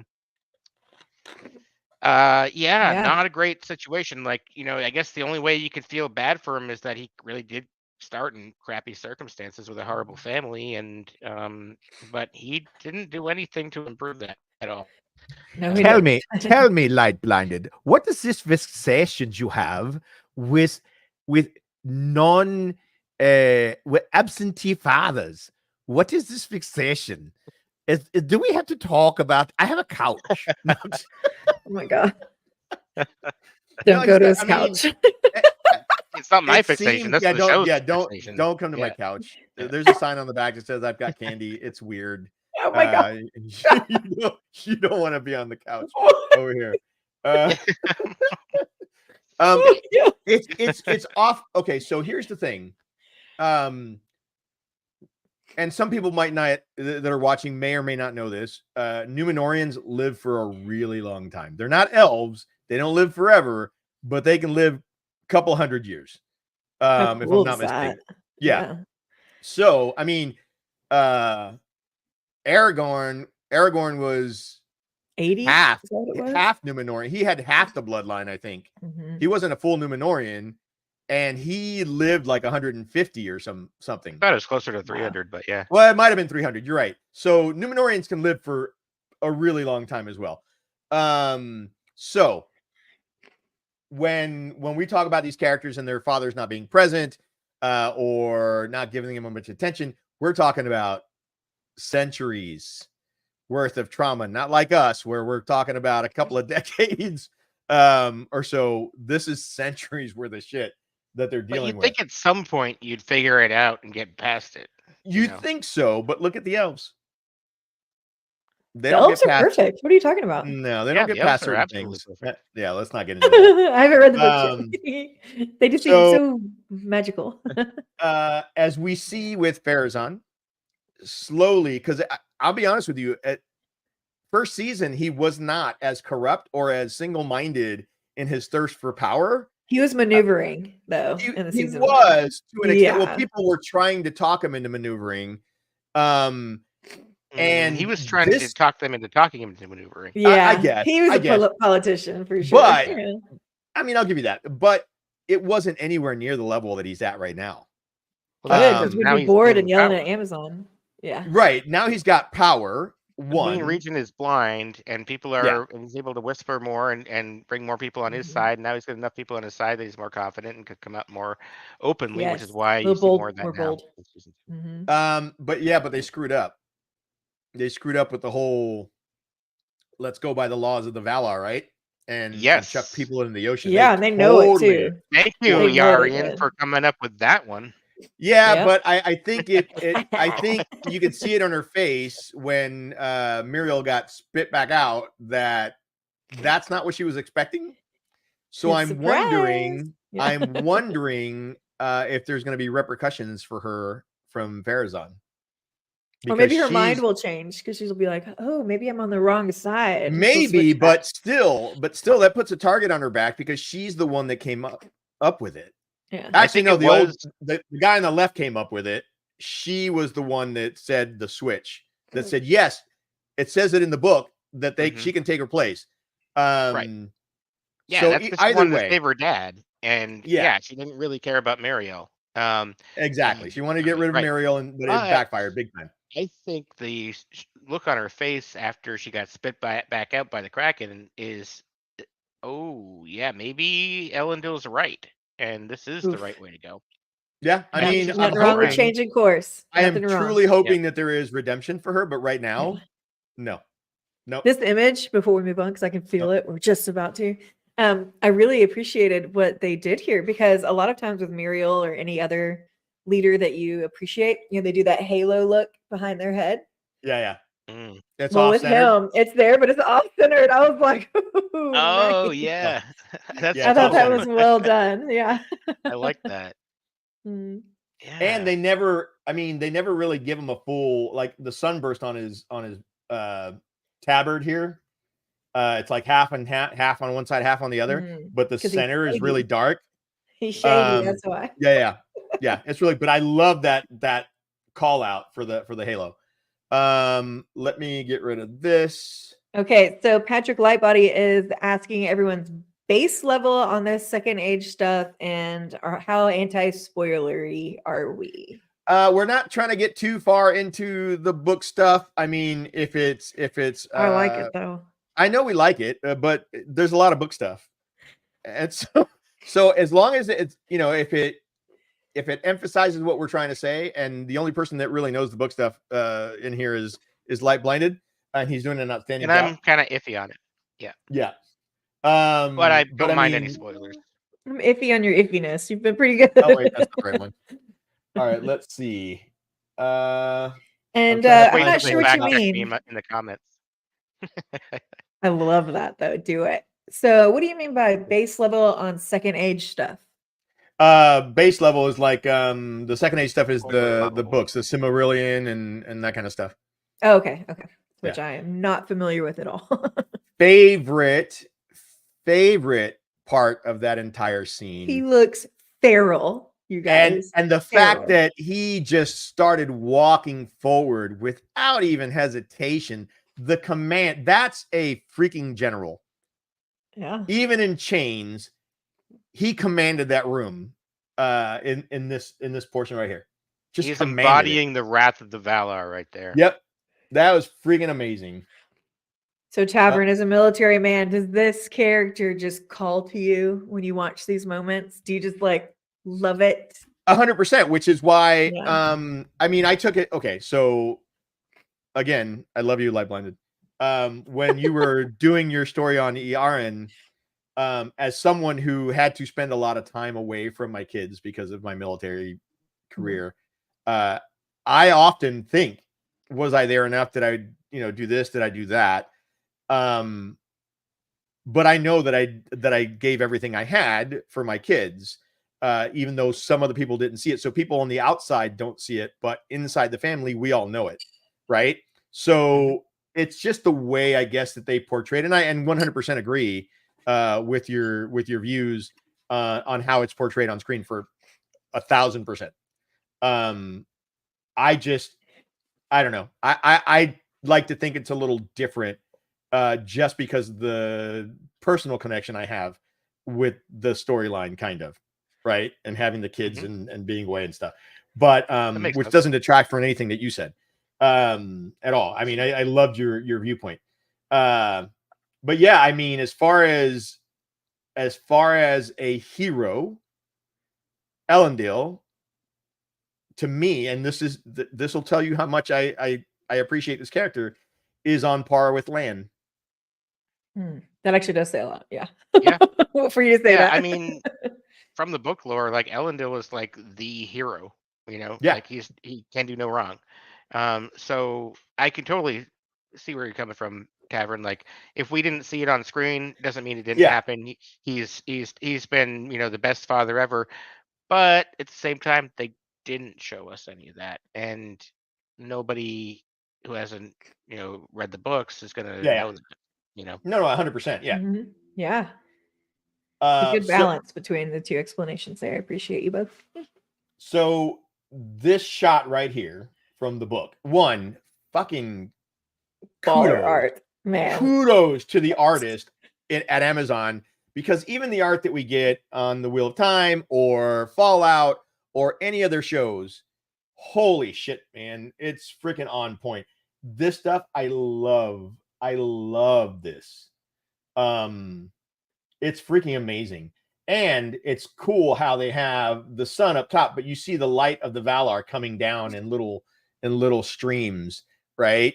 Just it's the Valar giving the thumbs down on that one. Yep. I mean, we don't know though. We don't know, because he's being thrown to the sea. He might have gotten spit out after. Yeah. Either he's getting spit out or he's being thrown in. Who knows? We don't know. Good point. But man, the artwork, holy shit, so good. It's lovely. Yes. All right. I'm so glad they included that in the episode, showed it to us, like what they're seeing in the books, All right. I'm gonna hide this. We're gonna do a couple of more yay, question time. Questions or quick picks or whatever we want to call them. We got to come up with a name for this. I know. We're gonna have to do this one again. It's fun. Quick pick is like a lottery thing. We're doing quick picks.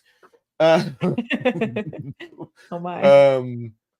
All right. We did 6. We did 7 and 8, right? Yeah. So we're at 9. Let me bring this up. I will zoom in. Oh, okay. That is what's her name? We talked about her. Isildur's wife. As soon as his pseudo betrothed. Right. Isn't it Eredith or Estrid or some shit? Estrid, I think. Estrid. Yeah, yes. Right. Yep, all right, let's see if we're right. Chat is saying Estrid as well. Oh, we got some Clipped Pick. That's a cute name, Matthew. Clipped Pick is a good name. I like it. We're at 9. I like that one. Good job. Estrid it is. Estrid. Man, these are too easy. I hope some of them I made are more difficult. All right. Well, I see what you were doing. I think you need to crop in closer. Well, I just know it gets so fuzzy, like the little teeth one that you got wrong, like when it was the skull. Oh wait, I got 6 right, but I got 3 wrong, so I'm at 3 right now. So I'm not. I love that you're keeping track. Not too easy. I've gotten them all right. It's weird. What? I don't know who this is. Okay, damn it. Who is it? Is It was a small it? image I took it from. It's Antonio Banderas. I'm calling Antonio Banderas. Is that Elrond? Well, let's find out if it's Elrond. It's Elrond. It's Elrond. Haha. I should have just done the one flip of hair and made you guess from that. Yeah. That would have been a lot more difficult, but still attainable. Okay. Because I will say that the characters on the show have very identifying hairdos. They Every do. freaking single one of them.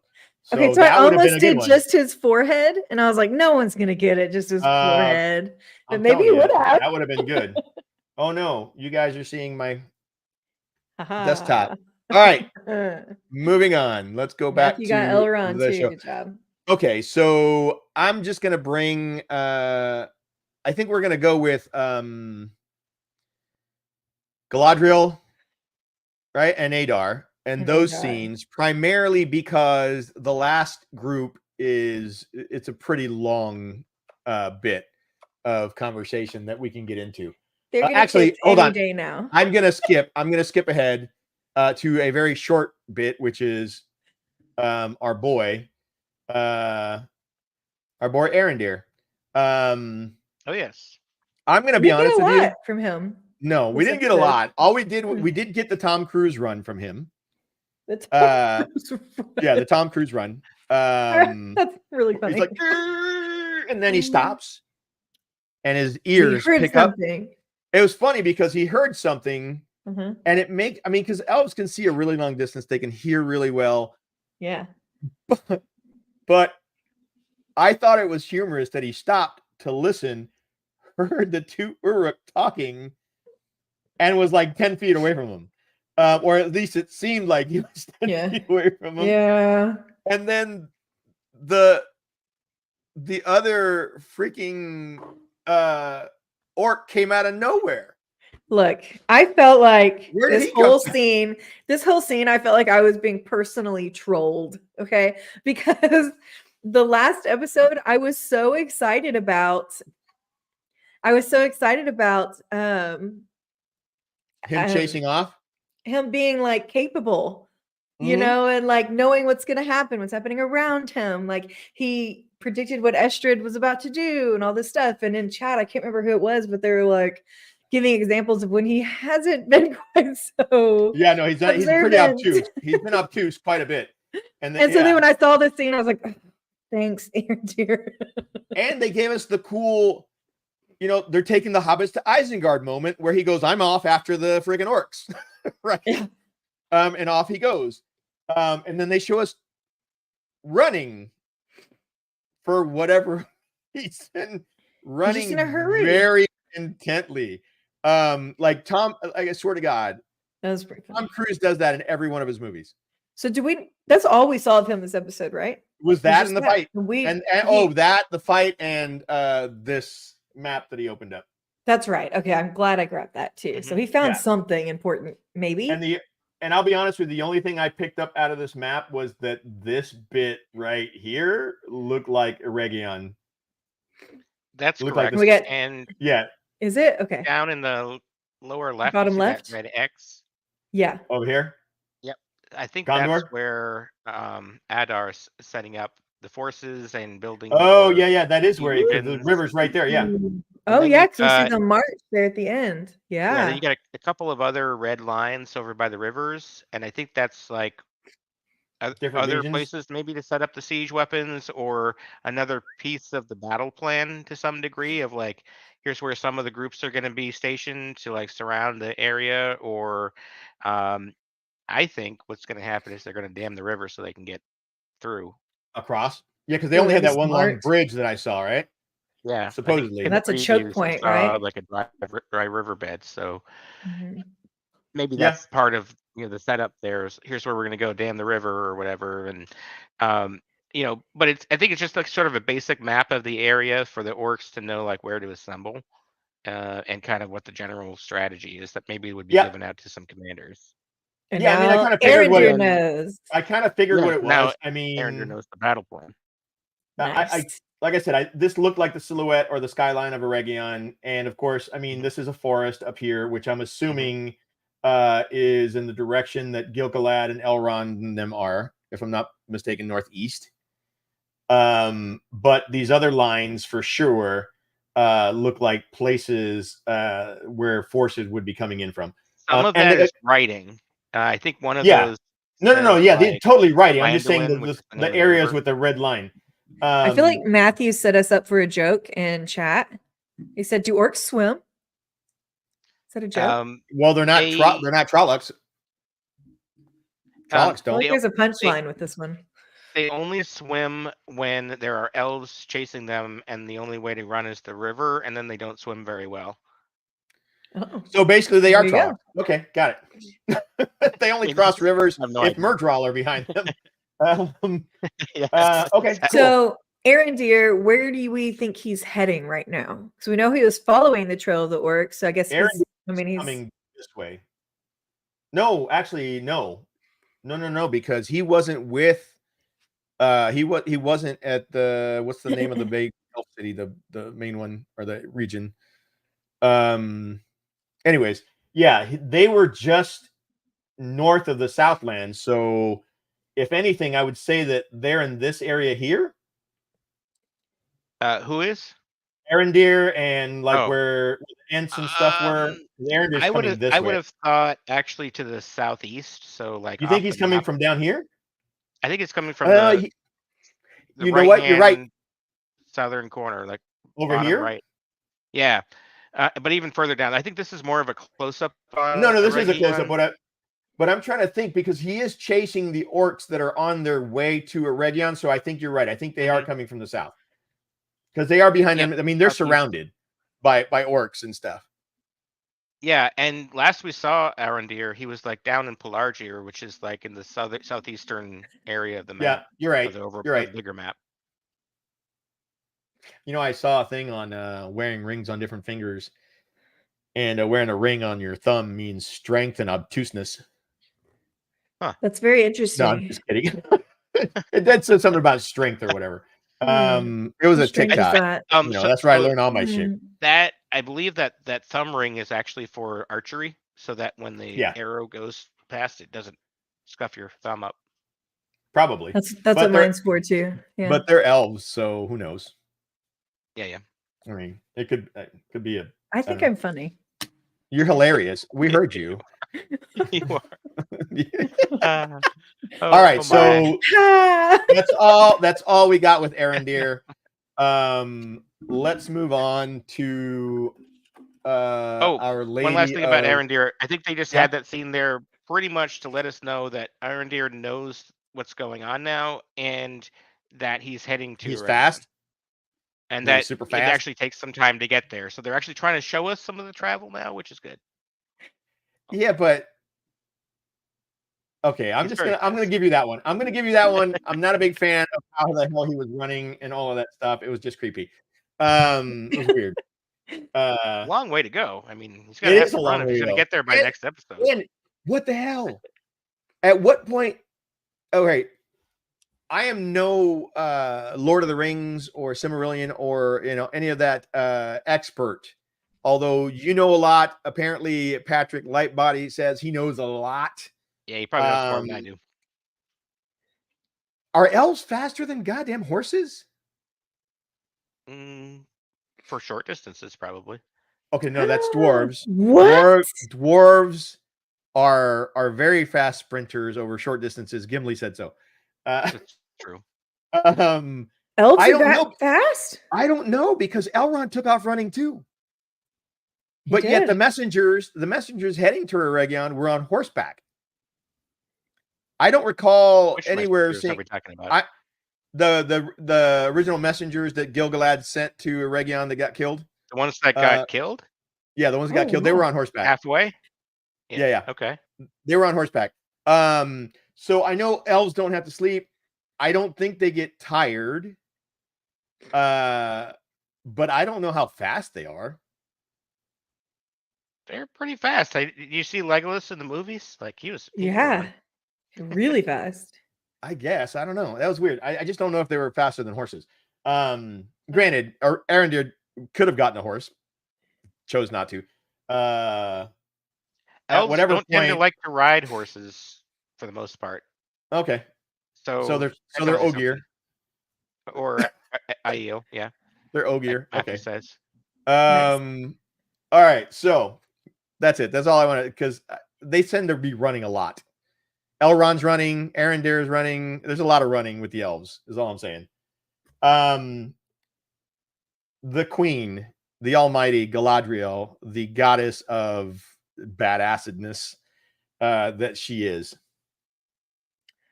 The most cool, calm, and collected character in the face of adversity I have seen on any show ever. She does not give two rats' asses that she is surrounded by legions of orcs. Mm-hmm. This woman's look is, I can get out of here. I know it. You know it. Whatever. Well, and she was the guest. He made that clear, right? Like, Yeah. she's totally a guest. She's only chained every now and then, you know. She's only chained. We're gonna talk about that freaking clasp thing. Okay. I'm calling bullshit on that clasp. He I added a basically photo or two of it. Did you get it? I did. Because all he did was clip that shit shut. Like he didn't put a lock on it. Too. It's got to be magnetic. There's right? no clip in here. Really strong magnet for There's sure. no clip of Yeah. There's no clip of the strong clasp earth magnets thing, is what I'm ma'am. saying. I'm calling shenanigans. I don't see a single picture. Oh, there's this picture where he's holding her hand. Which totally means they're getting married. They're gonna kiss any day now, everybody. Yeah, because that's definitely in the lore, right? Orcs Like, and elves. That's what it is. Yeah. Robin, just so you know, or LightBlind, just so you know, this is what set me off last episode with people shipping Adar and Galadriel, because they just want to ship everything. Yep. At least make it make sense. I'm okay with shipping. Make it make sense. Ship it up to Boston. Ayo. Anybody know that song? No. It's a great song. It sounds way different than the way I sing. Okay, I don't see another picture of hands anywhere for that. Darn, I totally thought I did. Okay. No, that's fine. Because I thought that was interesting too. Mm-hmm. But yeah, it was odd that it was just like a little button on there and just closed, and that was it. And I'm thinking to myself, yeah, I noticed that. I can get out of that. What the? Okay, the era that they're trying to show is like 3,000 years or something, right? Like they don't have time to show you him turning the key. Yeah, it's okay, whatever. Exactly. They show us Arendir running for 5 seconds. They can't show a click with a key, right? Okay, whatever. Matthew says not a good ship, maybe a raft. Maybe a raft. I like not that even comment just before that too, though. It's quite true. Let's see. At dinner, the shots of Galadriel and Adar angles was a great way to show imbalance. Then when they come to agreement, the camera levels off a lot. Great direction. No, it's outstanding. They do a really good job. Adar gets down on his knee. Yeah, which was They fascinating. do a really good job. Oh yeah. So that was like a marriage proposal, right? Shut up. He's shipping it too. He's there for it. Stop it. But that's interesting for the person that technically is like holding the power, quote unquote, in these scenes, to decide to get lower than the one who doesn't have the power. Does kind of an imbalance in the conversation, kind of makes them feel at ease, makes them maybe speak a little bit more than they would if they were standing over them. Because he's probably smart enough to know that she's a general and that trying to overpower her isn't going to get him anywhere. Like it's much smarter to play into this like conversational tone than it would be to go that route. Well, that and the fact that Adar, if I'm not mistaken, the original Uruks, which Adar is, were basically warped elves, weren't they? Yeah. So he's got every bit as much power as she does. If I'm not mistaken, there more, but I mean, maybe a little bit less, but I mean, he's as good a fighter or as cunning at least. But this is what one of the things that Matthew was talking about, like the angles on this shot. He's not straight up and down. I mean, it's kind of tilted a little bit. The table is kind of tilted. Where he's talking about imbalances. It's a great shot. Good snap, Winespring. Oh, thank you. You're welcome. So when you're talking about him going down to her level, right, to bending down and stuff, here's where I'm a little, I wouldn't say confused. I'm very wary of how this is going to play out. Not worried, but just cautious about what I'm going to say, because very clearly he states that she's given him all the information that he wants, right? But we know Galadriel, and we know that Galadriel's smart as shit as well. So her facial expression when he says, "Oh, you gave her everything you need," and she had this pained look on her face, to me seemed a little bit overacted, not as in the actress, but as in the character going, "Oh, you got me. I can't believe I made this mistake, Adar. Oh no." Yeah. So it was the grapes. The grapes and the proposal. So yeah, I'm thinking that she may have played him as well, right? Although she did give information, but was it all accurate? I went back and listened to it, and I can't remember if fairly much. Elrond has the ring. He's going back to Gil-galad, right? Did he say? Did she say Gil-galad? That's where he was headed. Well, no, to? She said he was heading back to the capital. She did say capital. Basically Gil-galad. Well, she said the name of the place. I can't remember the name. Okay, because I thought maybe she said the name of where they're about to attack. Well, I mean, because that would not actually. She said that they were on their way. I think she said that they were on their way. They should be on their way now, or something to that effect. I think. I don't know the exact words. But we know. I mean, it was said earlier on that the best lies are kind of said in truth. I don't know if it was it this show that said that, or was it something else? What was the question? It's a lot of things, probably. Well, I don't remember. Anyways, the best lies. Actually, it was from a different show. But the best lies are always basically laid out in truth, or as close to the truth as possible. So we talked about that in last episode. Yeah. So if she is setting him up or feeding him misinformation, she gave him enough details to make it believable. Again, I don't know. That's why I'm very cautious in saying this. I don't know if she was setting him up or if he really got the information. Right? Well, so she doesn't know that Elrond's on the way with an army, but I guess she could surmise. Exactly. Yeah. Or she's hoping, or maybe she's trying to scare him into thinking and maybe setting some of his forces out that way, weakening the rest. I don't know. I mean, again, it's very hard to tell. They hide things very well on this show for the most part. So it's a tough call. Yeah, so from my perspective, when I first watched it, I just was under the impression that Adar did an amazing job of playing Galadriel, and for some reason she just kind of gave away all the information to because she was kind of desperate to take out Sauron. But I mean, it's kind of interesting. Like, I don't know quite what they're thinking with the whole crown and rings combination to take out Sauron. Yeah. And how Adar even knows about the rings, but well, that's a good question about the rings, how he knows about the rings, because I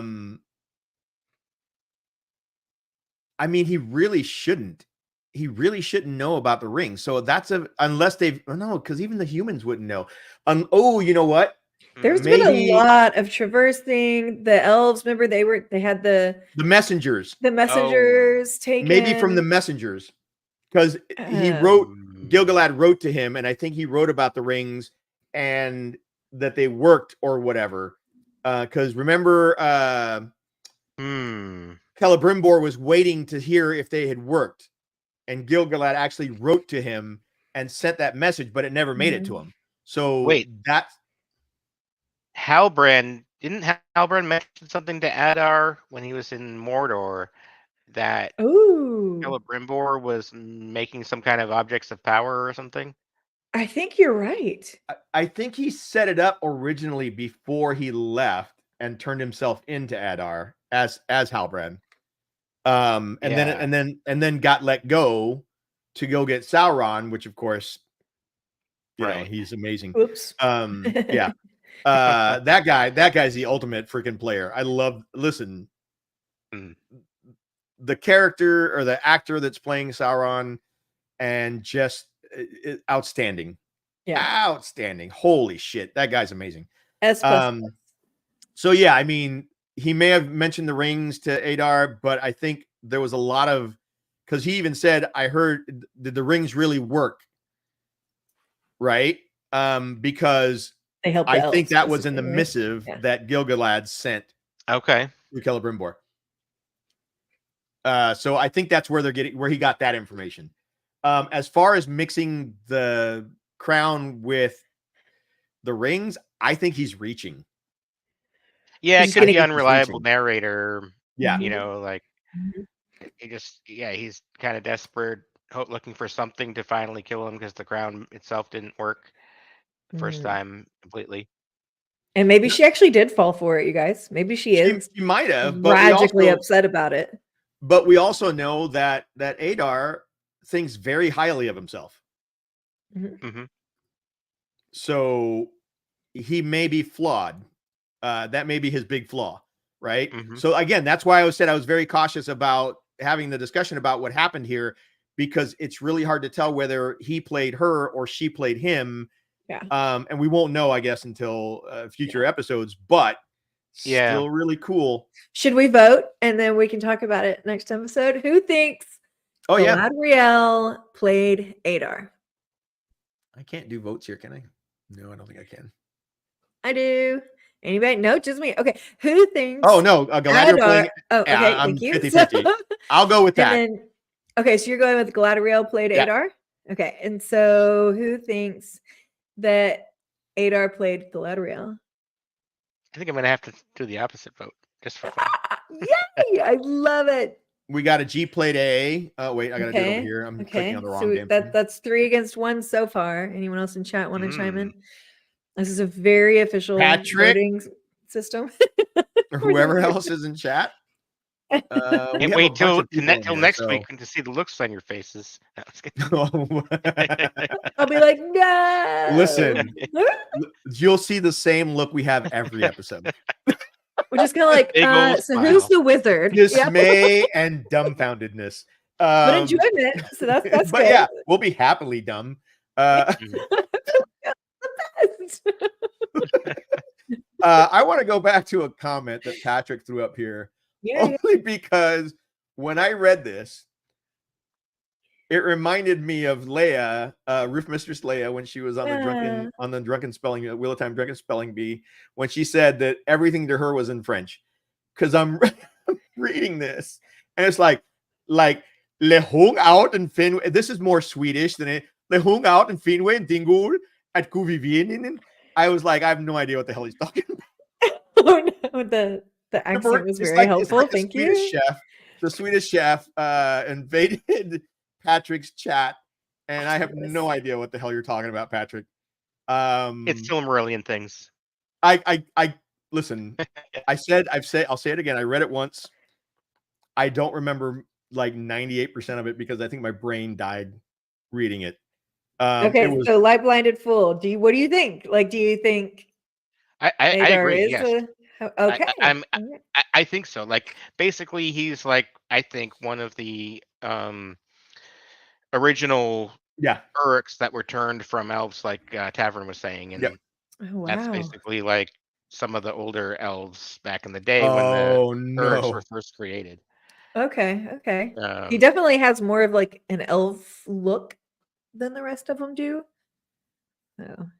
Yeah. He looks. And so subsequent Uruk, right? You can just tell by their look. They look totally different. And I don't know if that's just from inbreeding or breeding. I don't know what the deal is. I'm gonna put something up here that is gonna hurt my soul. Matthew, why would you even say this? That's Galadriel's brother, right, Patrick? No, I'm just gonna say no. We've seen like Galadriel's brother. Don't fall for it, Winespring. No, oh no, I'm falling over. Is Adar? Is that what we're thinking? Is Adar Galadriel's brother? I think that's what he was trolling.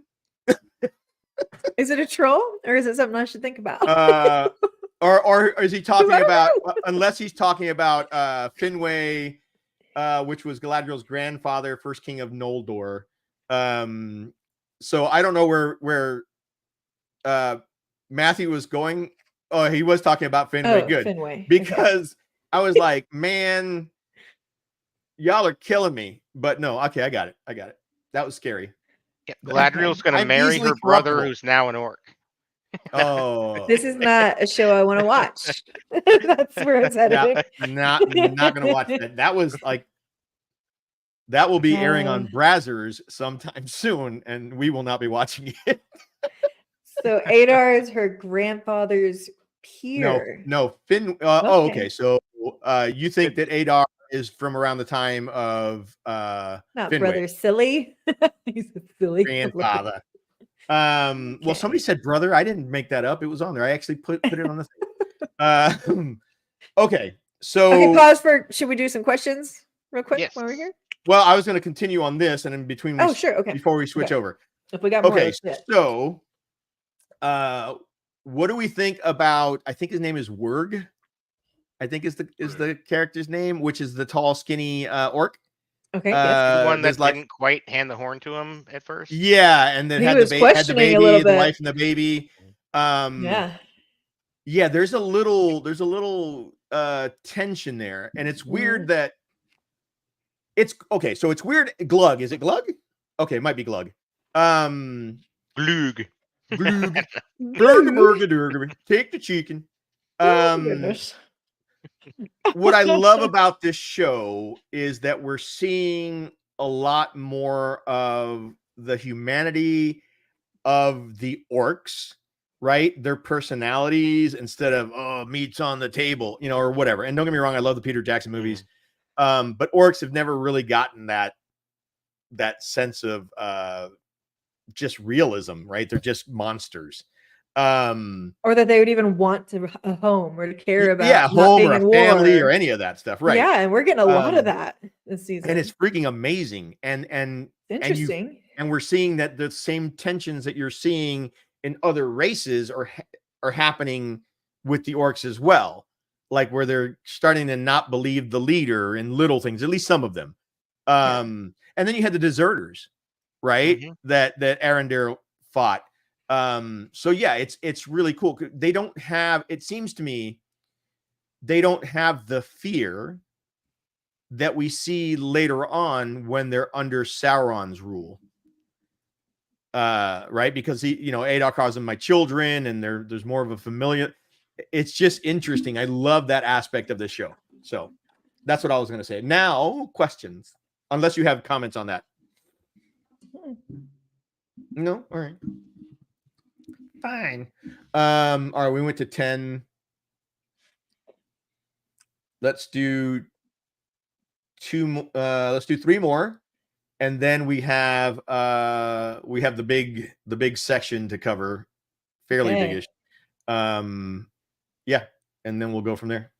So bye to those pictures. Say goodbye. Here comes the game. Y'all get ready to guess. Get ready to guess. Oh yeah. All right, we stopped at what, 10? Yeah, we did. Okay. Number 11. I only get a quick sneak peek before you do. Nobody has any idea who this one is. Is Sauron / Anatar? Let's give Chad a second. What do we think? That is not. Isn't that a He's got cute a pretty little nice little bow in his hair. Yeah. Right? Do y'all know how hard that is? Like, who is doing this hair? All right, let's see.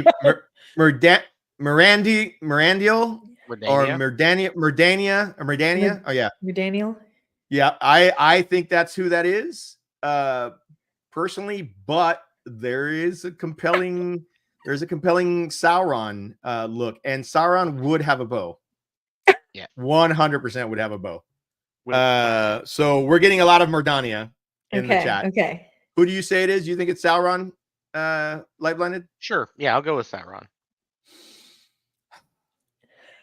There's an awful, I hate using this word, erect look about this character. Like they're standing very erect, very straight up and down, which is very Sauron. I'm gonna go with Sauron. He says after he looks at the answer image. No, I haven't looked at it. Let's go see. Where's A11? Yes. It's Sauron. Hey. Y'all believe that he had a little bow in his hair? He has a little 100%. hair. 100%. I couldn't believe. I loved it. I was like, he's so extra. He is extra. And I love how he is now introducing the dark colors in his attire. He is all about the slow burn with his outfit changes. Yeah. All right, moving on. No one's gonna think I'm Sauron if I put a bow in my hair. Yeah. I love that they didn't get it right. Most people did not get that one. Yes. Okay, good job. I'm not okay on this one because I clicked the wrong thing. Okay, we got two more. Here we go. I would have guessed it anyways, but I've already seen it, so I can't. So you can't guess. It's the eye. It's the eye of Sauron. What's this? Who would ever put this on a stream? This is the Trolloc. It's Kevin. The troll. It's Kevin. What's his name? Kevin. I don't know. He's a wrestler, maybe. His name is Damrod. Damrod. There we go. Damrod. Final answer. Oh my god. Chat, what do you think? Is it Damrod? Who do you think it is? I wasn't speaking French, Patrick. That was my Swedish chef impersonation. Thank you very much. All right. Damrod it is. Hey. I'm going to tell you right now that if we don't get more of Damrod, I'm going to fucking riot. There's no way they'd bring him in for like one scene. That's I want to know so much more about this character. It's the first troll that we've seen that speaks coherently. Again, in the Peter Jackson movies, the trolls that we saw were kind of dummies, right? They were just this guy, not a dummy. So I want to see more of the trolls. Yeah, because that guy looks badass. Damrod smash. Damrod smash. That was good. Take your shirt off, Damrod. It's a little gratuitous, don't you think? But whatever. All right. One more. Okay, one more. Q13. What the? I think I know who this is. No hints. This one I zoomed in real good. That is the Stranger. I agree. All right, chat. What is this? I'm thinking it's the Stranger as well. Nobody wears a burlap better than that old bastard. He needs a costume change. A cheesecloth or whatever the hell it is. A cheesecloth. Slightly more intelligent than Narg. No, sir. He was speaking pretty well. No one speaks. Oh, we got no idea on this one. This troll speaks slightly more intelligent than Narg. That's so mean. It's so mean, Patrick. All right, let's show it. Let's show the answer. We got no idea. All right, Damrod talk you good. Hey. Come on now. All right. Nice. I'm going to tell you right now, though, that was a good clip. Mm-hmm. That was a good clip. We didn't get anything major. That was excellent. Excellent. I'll remember that. I'll remember that if we do this one again. Yeah, you got to go harder. You got to remember, we study these shows for a living. I know. For a living. That's what we do. We have no lives.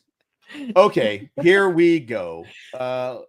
Let's see. Let me find a good starter image. Oh, we didn't talk about the dwarves, but you heard it here, first, folks. If you're a guest on Will and Chill, they pay you your entire year's salary.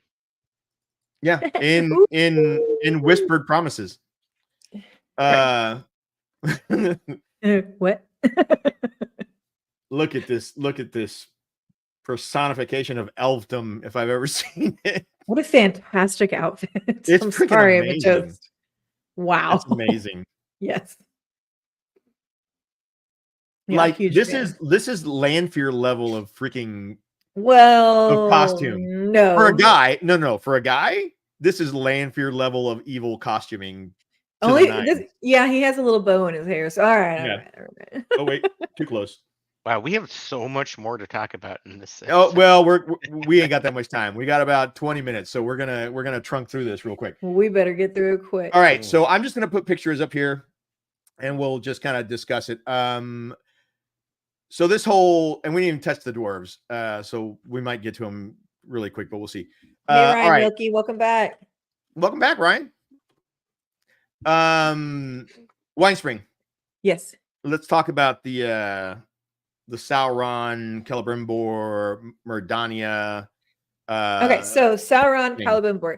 I love the moment when Celebrimbor is trying to step up into his leadership role as, you know, over this city area, and he's gonna go see what this sound is, and Sauron just Yeah, his mind fucks him. I'm sorry. and And no, he there's walks no other word outside, for it. and he just he's No other looking, word. and it's almost like y'all remember like the 90s or the 80s and 90s? What was that? Like Lisa Frank, like stickers and like coloring. Like it was so overdone, peaceful looking, like white horses and people's like. I mean, it was Norman so much. Rockwell. It was Yeah, beautiful to behold, like this moment, like the Stepford where you Wives know- kind of thing. Yeah, I couldn't wait to see like what it actually looked like when he wasn't having that illusion there anymore. Yeah, this transition was so cool. So he's like walking and you see it change to what's actually going on.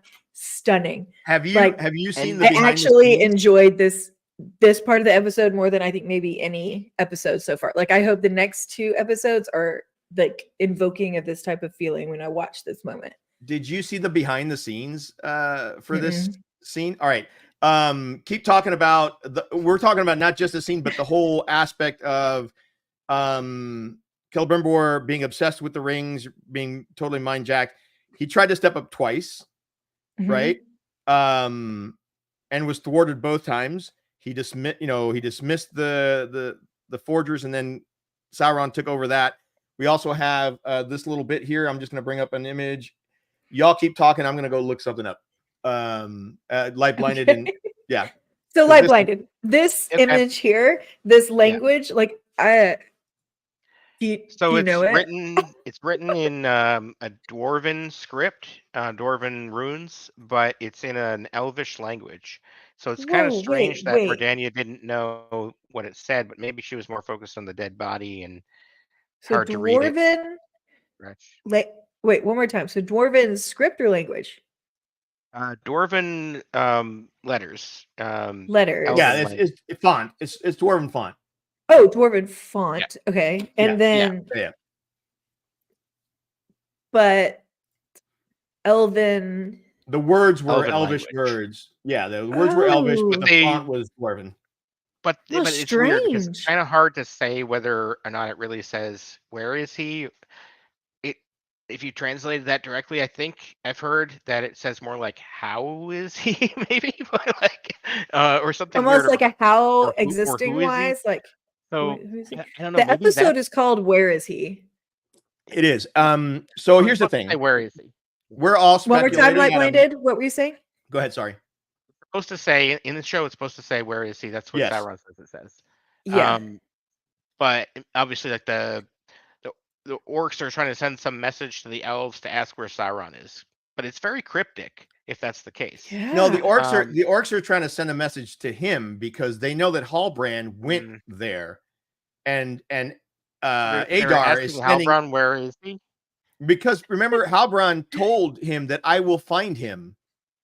He told Adar that's the reason they let him go. His whole purpose for letting Halbrand go was to go find Sauron and tell him where it was, but he knows that freaking Halbrand went to Eregion because he was followed. Oh, I see.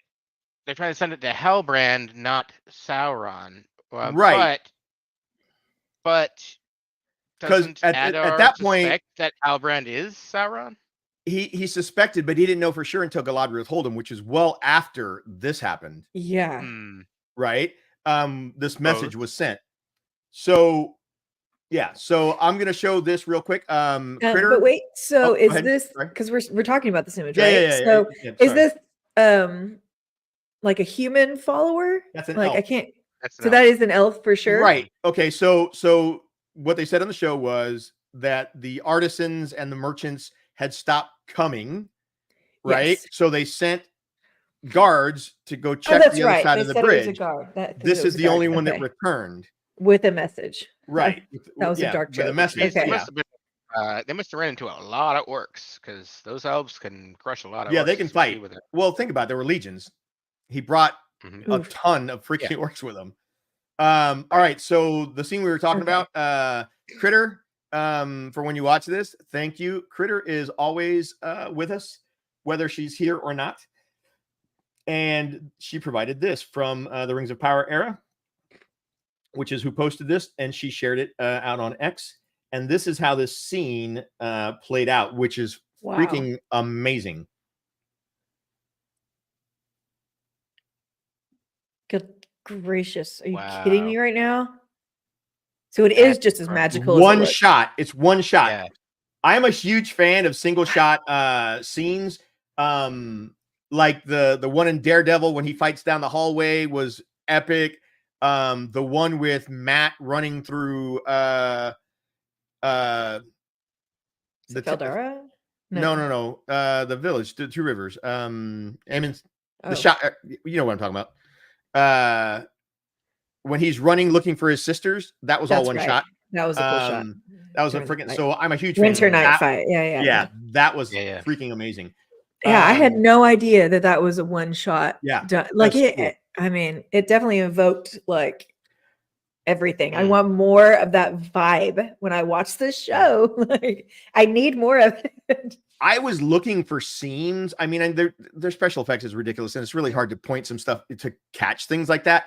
But I couldn't find a blurry freaking pixel anywhere, and I was like, that had to be freaking real. Like Yeah. that had to be live, and sure enough, And it was. Yeah, Good job, outstanding. Kritter. So elves die. Mhm. Yes. Yes, Yes, they can be killed. Their souls go back to the Undying Lands, and they hang out in a area the green room. that kind of that this one Valar kind of watches over, and that's like sort of their heaven in a way. Yeah. So they physically die, but they don't die forever Right. dead. All the way Right. dead. Okay. Interesting. Okay. I All love right, I'm this shot. It's so like Yeah, cheese it's pretty ball. amazing. It's so like bright. Like They were sitting. this. They were sitting just past where the dead body was. Right. Oh my That's that scene right after they show the dead body with the carving on it. Wholesome These, Nandos. Thanks, Patrick. yeah, they were just sitting just past them, just la la la la la. I mean, it's Freaking just almost elves, man. cheesy good. It's Yeah. elves. I freaking love it. Okay, so we see Celebrimbor here, right, looking out at the peaceful, serene world. It's Patrick says it's Ghost in the Halls of Mandos, which is a cool band name. Yeah. No, I'm not And gonna. they all have Lambos. Oh my gosh. God damn it. Wow. All right. So the first time that Celebrimbor tries to step up, right? Mm-hmm. Sauron is able to just kind of tamp him down. No, I'll take care of it, you know, whatever. Okay. The second time he steps up even further to try to, he kind of almost breaks out of it. And then Sauron has to do all of this. Here's my theory on that. Sauron left to go talk to the dwarves. Yes, he did. Yes. So during that time, I think his spell on Celebrimbor was wearing off. So when he came back, that's, you know, he was about to break out, and that's when Sauron, you know, really imposed himself. Yeah, on really him. imposed himself, and then he gave him this. Yeah. Yep. So what's up with this? This is a hammer. It's a forging hammer. It's yeah. Okay. So they Feanor's really focused on it. It is Yeah. really beautiful. It's Yeah. Yeah, It's I wouldn't the mind a replica, honestly. it's the most amazing hammer that's ever been created in Tolkien's world. So Oh. Celebrimbor's grandfather Feanor made the Silmarils, which are these like super powerful like jewels, basically. Yep. And he made them with this hammer. Okay. And That's now why he said Celebrimbor something is like they're trying gonna to forget the Cimarils and they're gonna remember the right. rings or something. That's Yeah, like that's that the other thing. Yeah. statue. You know that statue, the big white statue in the middle of the square? Yeah. Yes. That's one of That's the Feanor. Silmarils, and that's Feanor, Yeah. Celebrimbor's grandfather. Whoa, So he's trying to I like did not know that. trying to top Feanor now in creating these rings of power to like make something even better than the Silmarils. Okay, gosh, Apparently, it's knowing the for lore. flattening chicken breasts. Yeah, apparently knowing the lore is It helps. handy. Yeah, and getting some real enjoyment from these kind of moments. Like I knew this was important, but I couldn't have told you why. Well, so and having that information is really great. And they re-emphasized it for people that don't know the lore, like myself and you. Yeah. Unlike Light Blinded and Patrick and those folks out in the chat there. Like I didn't know a thing about his hammer. I knew that it was important. It looked like it was Elvish. I didn't know exactly where it came from. But for those of you for those of us, I should say, that didn't catch this visual reference, he then throws in that the rings of power will be greater than the Silmarils, right? And that, for those of us that don't know the lore, that makes sense to me because we know that the Silmarillion was a huge deal and the Silmarils were a huge deal. I know enough about that. And again, he's playing at Celebrimbor's vanity. And this, I think, is what cements it.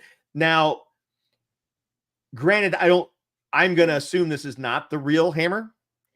Why? I don't because I don't think that Notice we didn't like that. No, but I don't think that that Sauron would have access to the real freaking hammer.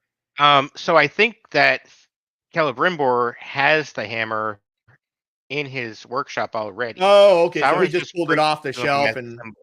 Yeah. Okay. Oh, All right, that makes more sense. Because I was like, where the hell did he get this hammer from? I thought he made it. I thought it was something that he manifested and had an enchantment or something on it so that he doesn't break again, is what I was thinking. So that makes more sense if it's just hanging around the workshp. It's so beautiful. Yeah, I mean, it's basically Sauron saying, hey, here's your tools, get back to work. Yeah, and it works. are the little gems on there supposed to be like representations of the Silmarils? Or wrought with power somehow. Like I really wondered that too. I mean, I don't know. I don't know enough. So, and there's more than 3 gems. So there was 3 Silmarils, you said? Yeah. Okay. Yeah. All right. I wasn't sure. I don't know. I don't know enough about them. All right. Just like there were the 3 Elven rings. In fact, the Silmarils ended up in the sky. I knew that. And they ended up where? In the sky. Basically in the stars or the air, in the ocean or water, and in the earth. So wasn't Elrond's mother or father and earth as well? Wait, sorry, Lightblind, keep going. Sorry. I was trying to listen. Yeah. So the 3 so Elven rings are sky, earth, and water. Okay. So basically air, earth, and water. Yeah. They ended up in the air, in the earth, in like a fiery pit. So fire kind of in that way as well with the earth. And then in the water. In the ocean. So in the ocean, right? Yeah. So you have the ring of fire, you've got the ring of water, and the ring of air. So there's no earth ring, I don't think, but that's sort of the fire one because it was in the contained in the earth, like a volcano almost in a way. It's kind of a mix of 2 things, I would say. So Patrick's bringing up what I was going to get at is that the sky one ends up, I believe, in a constellation with Elrond's parents or something. Did we see that up in the sky? It's up in the sky with Aaron. With his mom, or is it both his parents? So Arendelle is Elrond's father, I believe. His father? Okay. Yep. Yeah, because I know that one of his parents. Wait, one of his parents went into this guy, and the other one was a swan or something, or some kind of bird. Yes, we heard this story last season. I think so. Yeah. That's right. Yeah. All right. So, Oh, very cool. Thanks, y'all. Yeah. Awesome. Okay. I mean, aside from that, the only other thing that's happening in this is one, Sauron again is playing at Merdania's heartstrings by holding her hand and that kind of stuff. So he's not. It's funny because he's using his magic to impose his will on Celebrimbor, but he's using a whole different tactic on her. And still getting the results. Tactic. Yeah, getting the results. So that's interesting. And then we get, the shots of the attack beginning. The troops, the orcs. Can we, and then, before we go ahead. move on, can you show the image of? He also gave him something else. He gave him mithril inside of a. Right. Oh yeah. little- Yeah. Is there anything? Okay, so this was stunning. This is absolutely beautiful. Like oh my goodness. Is there any lore to this? Is there anything more than it just being a beautiful container holding mithril? I believe it's it's just the a beautiful latter. container holding Yeah. mithril, but it looks Okay, like the okay. mithril is kind of like almost powderized, like he just, Right? Yeah. I think that I think he stole that. Guaranteed he stole that when he went to the dwarves. That's a good 100%. call. Yes. Yeah, he 100% because they said no, and he was like, okay. And then Or he just did the dad swipes them. lie? Did the king lie to Durin because he's not exactly acting upright? Just mean, like it is possible. it could be one but or the other. It is possible, but why would they bring Prince Durin in for that? Yeah. Right? He arrived, right? No. He was summoned. He was summoned, and he goes, "Father, you called." He goes, "No, he did." And he nodded towards Sauron, who came out of the shadows. So they just did a switcheroo. So they made the deal, but then showed Durin that they didn't make the deal. Yeah. Okay, I don't. Maybe. I don't think I don't that's know. way too much. Wait, what do they call that game with the maneuvering too much risk. with the peas and the cups, or with the queens? Chess? Monty, 3-card Monty. That's too convoluted for me. I think he just stole some shit. He could've taken it from anywhere in there. Yeah. Ryan Milkey saying that he bet that is tainted mithril. Yeah, I think I wouldn't. Painted is a good word. I think it might be enchanted mithril. So that he doesn't so that he's not seen as tampering with the rings. Because even like he's already done his thing to it. Right. Yeah, I think he's already done his thing to it because Celebrimbor has been watching, and he's not letting anybody else touch it. I think he'll be needed to be seen fighting against the orcs in the battle to come. So he doesn't have time to go and tamper with the rings right now. Right. So I think that maybe like when he cut his hand to do the spell, he maybe put some of his blood into the mithril too to like taint it. Yeah, I mean it's possible. Awful. I mean that's a lot of presumptions that we don't see on the screen, but yeah, I mean it's possible. Yeah. Again, they could definitely show it as a flashback. All right, let's see. Patrick Lightbody is saying, why am I clicking on the wrong screen? Sorry, guys. I'm a newbie. You're doing a great job. Magic Boat. Elrond's dad is Arendil. Mother is Elwing. She was the swan. She's the swan now, right? She turned into a bird. Wandering Star. I always assumed it's our Venus. That's kind of cool. I know. I loved that. That was super cool. That's really, really cool. I like that a lot. All right. Let's get to the legions. Awesome shot here. That looks great shot, so but cool. not as awesome as that shot. Right? Oh my god. They've arrived. Like this, it's battle time. Like, no offense. I mean, I've read my share of history books. And those trebuchets look awfully small to be. I mean, I can see where they would shoot that far, but man, those projectiles are pretty goddamn big. Yeah. I'm just saying. They're huge. This is cool. This is really, really cool. I like that they have mountains on one side, which, to be fair, I think the river curves around this way. According to the map. Yeah, it goes around this way Yeah. between the mountains. So this is just a cool shot. And then we have the forward facing shot. That shot, what I like so much about it, the one previously, is that you really got to see how close they are, like that. Like they're lobbing it from one side where it's gonna hit. Fascinating shot here. Yeah. And this actually says a lot. I'm glad you pointed that. It says a lot because elves are very, very observant. Normally, something's keeping them from being observant. That's so weird. I wonder what it is. is. For an entire host of orcs to show up on their freaking doorstep. Yeah. Holy Before the alarms were going off. With giant siege weapons that they brought all the way from Mordor, or at least built nearby, and no scouts, nobody noticed. And here's Sauron was looking out and seeing big columns of smoke come up earlier in the episode. Nobody else noticed. Maybe they weren't. Maybe you can only see them from up on top of the tower or something. But it is odd. So, like, obviously, either that was just some sort of oversight of the show, or Sauron's got influence on the entire city. Yeah, he's using the mind stuff. Or there's a third option. Magic. They have, as we were talking about before, they have raised the bar on orcs and made them not stupid, mindless beasts. So can you do that, like lore wise? What do you think? Can you do that? Because that would be cool if they were a tavern, like making them more capable, that kind of thing, better leadership. But then later down the line, when we see them like stupid beasts, like what happened? What I think Sauron may have happened. I mean, if that's the way they go, because even in the Hobbit trilogy, there were two orcs that were pretty smart and pretty, we had the one general. Actually, even in the Lord of the Rings movies, we had the guy with the orc with the messed up face. Handprint guy? He was cool. He was cool though.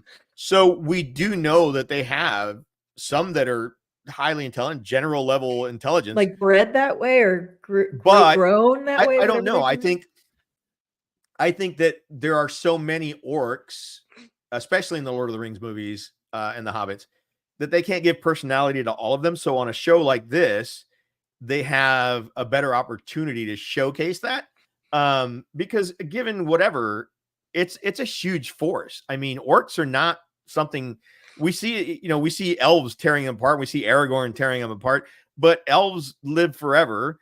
Aragorn is kind of superhuman to some extent. So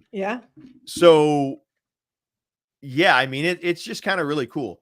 What is let's see, Patrick is saying these writers have their backsides well covered with lore. I don't see them making a mistake this big. Every little detail on the show is scrutinized by a nerd army. Can't be screwing up. I mean, welcome to the nerd army, welcome to the nerd army. Agreed. But again, they're still kind of making some stuff up, right? To some extent, the stuff in between the major plot points are just like what they're doing with the Wheel of Time show, right? They're doing what they need to do to make the story flow, kind of thing. Listen, so I'm far, okay with that, so far, Rings of Power, 100% thumbs up. Yeah, I'm having a great time watching it. Yeah. So keep doing what you're doing. LightBlindedFool, what do you think about the whole orcs being more capable in the show versus what we see in the movies and what you get in the books? So in the Lord of the Rings books, there's a really interesting conversation between two orcs. Right where how Frodo gets captured by Shelob's lair, and then there's some orcs there in the tower.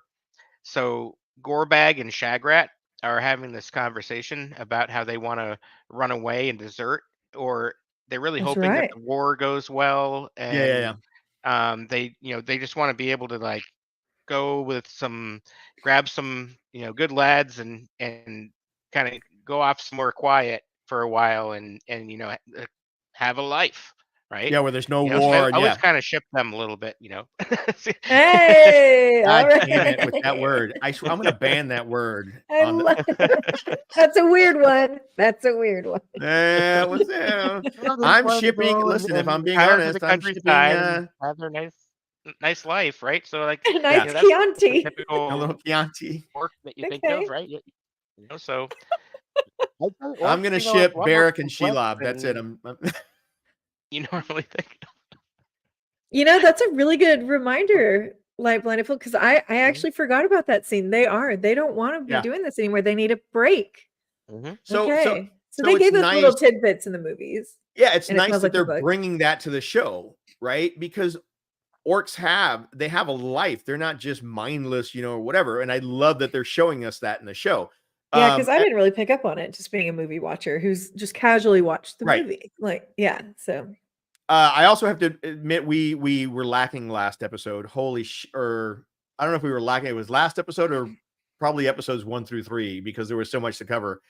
We missed Shelob and the spider. We didn't talk about it.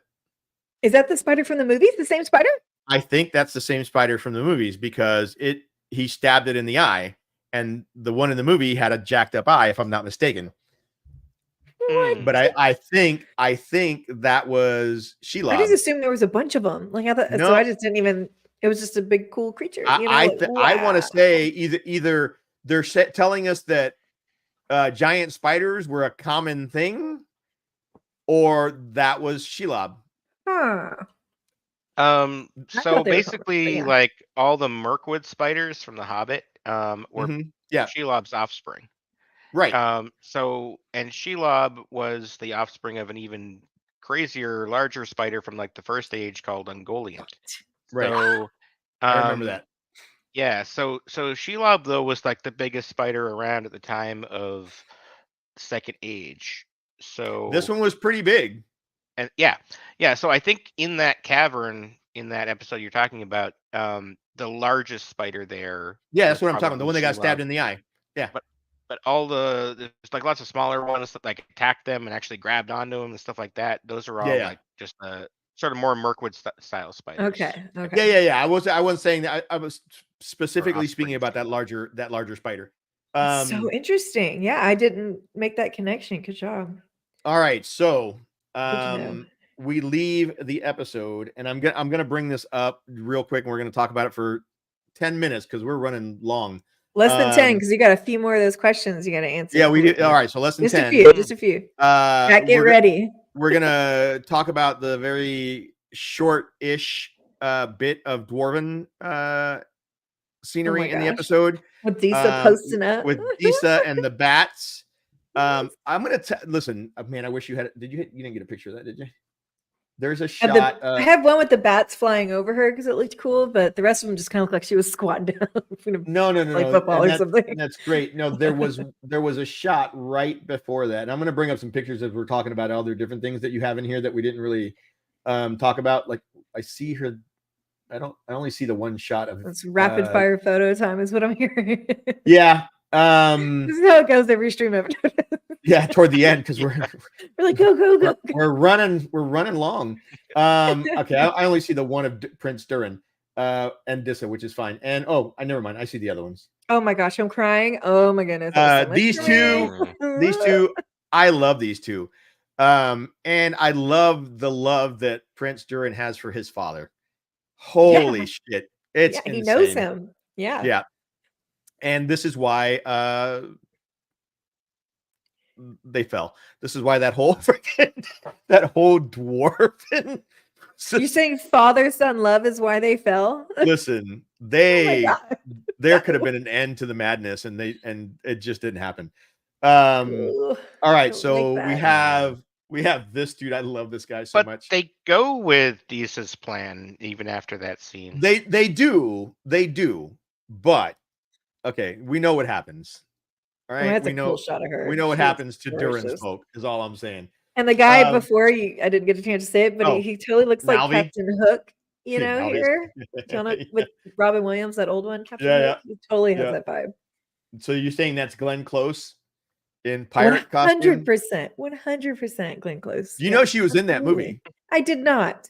She was one of the pirates. Wow. I mean, She maybe was- if I watch now, it's been She was quite a the long pirate time. that got in trouble, the one with the curly white hair and stuff. That was Glenn Close with the beard and everything. I Okay, swear to okay, God. focus. I'll check later. Anyways. I'll check later. All right. So this whole scene was interesting. They did go with the plan. Here's Disa with the bats, which, to be honest with you, didn't know she could do that. That was kind of cool that she could call bats. She And they has responded. echolocation. Yeah, which is fucking great. Is that which something makes from the total books sense. or just from the show, Light Blinded? Like, is that something like that you hear about dwarves? Isa is or- not in the books. Yeah, she's a made-up character. But dwarven lore, like do you hear? Nope. The No? Okay. Delvers, I think that the specific talent that she has, I think, is made up for the show. Okay, like that whole concept is just Yeah. But it, Okay. like I could see it being a Yeah, thing. 100%. Yeah, And it it's makes sense really when you said talent. echolocation. When you said Yeah. echolocation, 100%. Yeah. Right before this scene, before she calls the bats, and Nalvi and these guys, I think that's his name, are walking up on her. She's got her back turned to him. Yeah. Her cloak just Yeah. looks like part of the wall. Yeah. Oh, Like interesting. it's fucking it looks like the wall around her. It's freaking the attention to detail It's beautiful. that Yeah. dwarves would have clothing that look at his arm right here. Mhm. That looks like part of a rock wall, right? Yeah. Their clothing mimics their environment. Their attention to detail is insane. Yeah. They've done a good job, I feel like, with every group. Yeah, no, Like they're like killing the it. elves have that. Like Here we have King baller Huron. shot, you guys. Oh, this freaking shot. Do you guys all right? So He's like a dragon How here with many his gold treasure. cups do you need? Yeah, exactly. think about it though. Do you think that this was the beginning of that hoard of gold Yes. Sorry. that Yes. our dragon took over? I don't think the dragon pulled all the gold into that giant pile. I think this is how it started. So where did this gold come from? He's pulling he's making people pay tribute or taxes and 100% taxes. So that's what we think Well, this is ring from. tax. This isn't from Ring tax. Sauron showing up to get his. It's the ring tax. He said it in the last episode. Okay, but do we know for sure that's what this is, or is it also potentially from Sauron trying to get the mithril? Did he bring No. treasure because he knows that you can work that side of the king now because he's greedy? No, Sauron brought his gift for the mithril was wood, which is something So he that made that dwarves- offer in front of that was the Durin. author. Yeah, because it's harder for them to get wood. So for elves to just, I mean, they said in the first season as well, it was part I of hope their that's thing. not a euphemism, Tavern. No, Oh it's my not. god. Clearly Euphemism for what? dwarves. Explain it. Listen, dwarves don't get wood. Dwarves get stalactites and or whatever the ones that go up. Anyways, but I think, yeah, this is really cool that they're just piling, because behind him was just a pile of gold. It's ridiculous. It's kind of gross. Yes. So that's I mean, cool. he looks cool, but it's gross. I mean, I assume some of this is coming from their own minds as well, and their own craft. Yeah, but it's already They're it's forging already it. crafted though. That's what stood out to me. It's not like raw. Oh, Like right. It's not raw gold. material. It's already Like crafted. yeah, They have it's- crafts. it's I guess maybe that they're are making quick. things all the Yeah, time. but that's a good point. I mean, possibly. All right, last And remember thoughts. that there was the big tax on the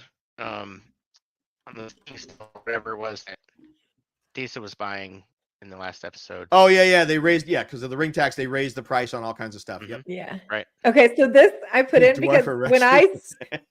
oh my god, I know he's so funny. Patrick, he's so bad. Calling us out for it. Welcome to the Will and Chill Show. So this, when I first saw it, reminds me of the next image that I added, and I just had to point it out. So, What next image? it's in there. It should be the Oh, man. very next one, and it's called the Rainbow Bridge from Marvel, from not- Asgard. What are you talking about? Okay, It's in I'm the so- folder. I don't see it in the folder. Don't know what to Did tell you add stuff? Oh wait, this one. No, I Never mind. didn't. This one. You're talking about the Bifrost Yes. Bridge. Yeah, I tried to find a direct shot like over the top, but I couldn't. So this is the best one I could get to get it like fandom to pick it up. That's very But cool. it has that whole vibe to me. Do you know why I brought this up other than the vibe that you just said? Yes, because the stupid jokes we were making. Move on. No, Lame. that's not it. Oh, am I more perverted than you? This Oh is no. this. Yes, you are. This is the same design that they used for Minas Tirith in Gondor. Yes. Actually, Gondor used. Widespread's like, yes. We're just gonna skip over the perversion. But yeah. So yeah. The Númenóreans definitely. I mean, the Isildur's line clearly created Gondor, and they built it to look like Númenor. Yep. So that was and cool. they knew the Asgardians, you know, so they Right, exactly. pulled it The over from Asgardians, that. yeah, they knew them. Yeah, I mean, For sure. they would be like, Heimdall, send that bulky guy with the hammer. We need Exactly. And that's the hammer that Celebrimbor now has. I mean, it's all connected. Celebrimbor's got a All hammer, makes all right. That's all I'm Oh saying. my god. And we're gonna keep moving on from all these jokes. You guys started it. I had nothing to do with it. All right, and I think that's everything we've got here, except for some really cool shots. So, Winespring, lead us off on our final thoughts. Okay, so we have how many questions left? Oh, Images? shoot, So we'll go ahead and questions. knock those out as my final. Sorry. Okay, so we did. What did we get through? We did 13. I think we get 4 more. Oh, good. Yay. Okay, Yeah, so I think 14, I only did 15, 17. Okay. Yeah. There's only 17. All right, so let me hide the screen. Good luck, chat. Oh, Good luck. God. She's so These demanding. are really hard. These are super difficult. I had I'm so many pictures demanding, open. Holy rawr. crap. I had so many pictures open. All right, hold on. You're doing a great job, Tavern. All right, here you go. Good luck on this one. I know this one. Ooh, you're thinking. I see you thinking. Even Tavern doesn't know. Yes. I'm gonna give myself a point for this one. I know who it is. It's. I think I know who it is. Chat, give it a shot if you want to, but you're not gonna Gotta be get an it. elf, right? All right, so Patrick's saying Celebrimbor. It's not a bad guess.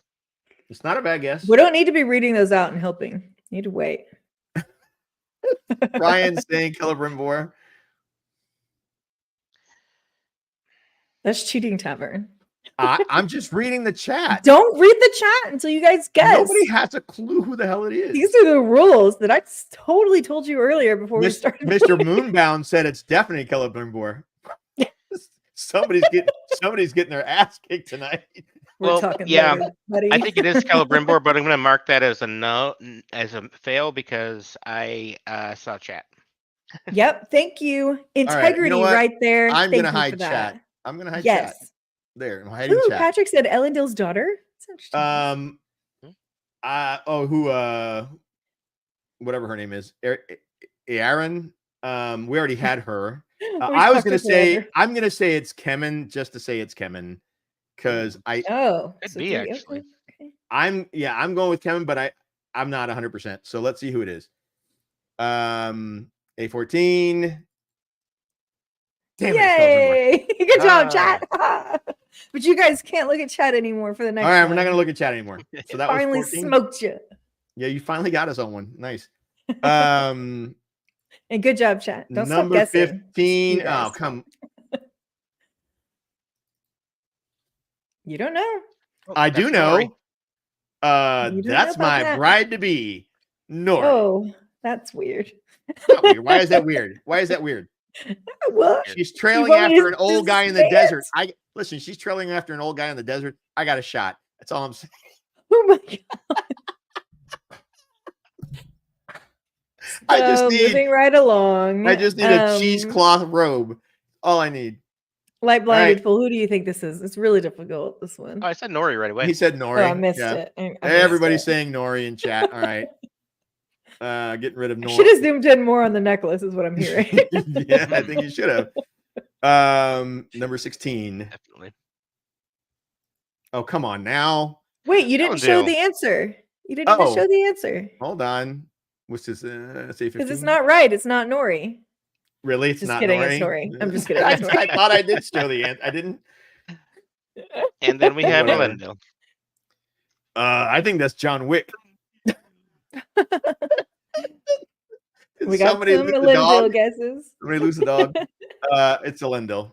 All right. Let's see what chat's saying. Elendil, the old quarter face, 3/4 bust shot.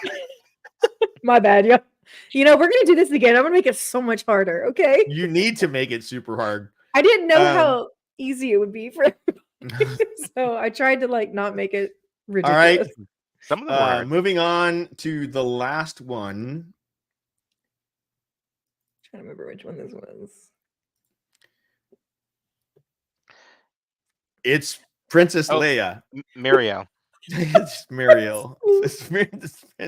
I don't know. I was gonna say Padme, but I was like, I got confused. I mean, it's a pretty cool cuff she's wearing. Just pretty cool. I think Muriel. Are you sure that? Are you sure it's Muriel. not magnetically clasped Galadriel cuffs? It could be. You don't know. Yeah, I'm going with Muriel. What's the chat saying? Dwarf hard. What the hell, Patrick? Nobody even guessed on this one. They just Rude. they gave up. They were like, I'm not doing this anymore. Good job, feelings are hurt. everybody.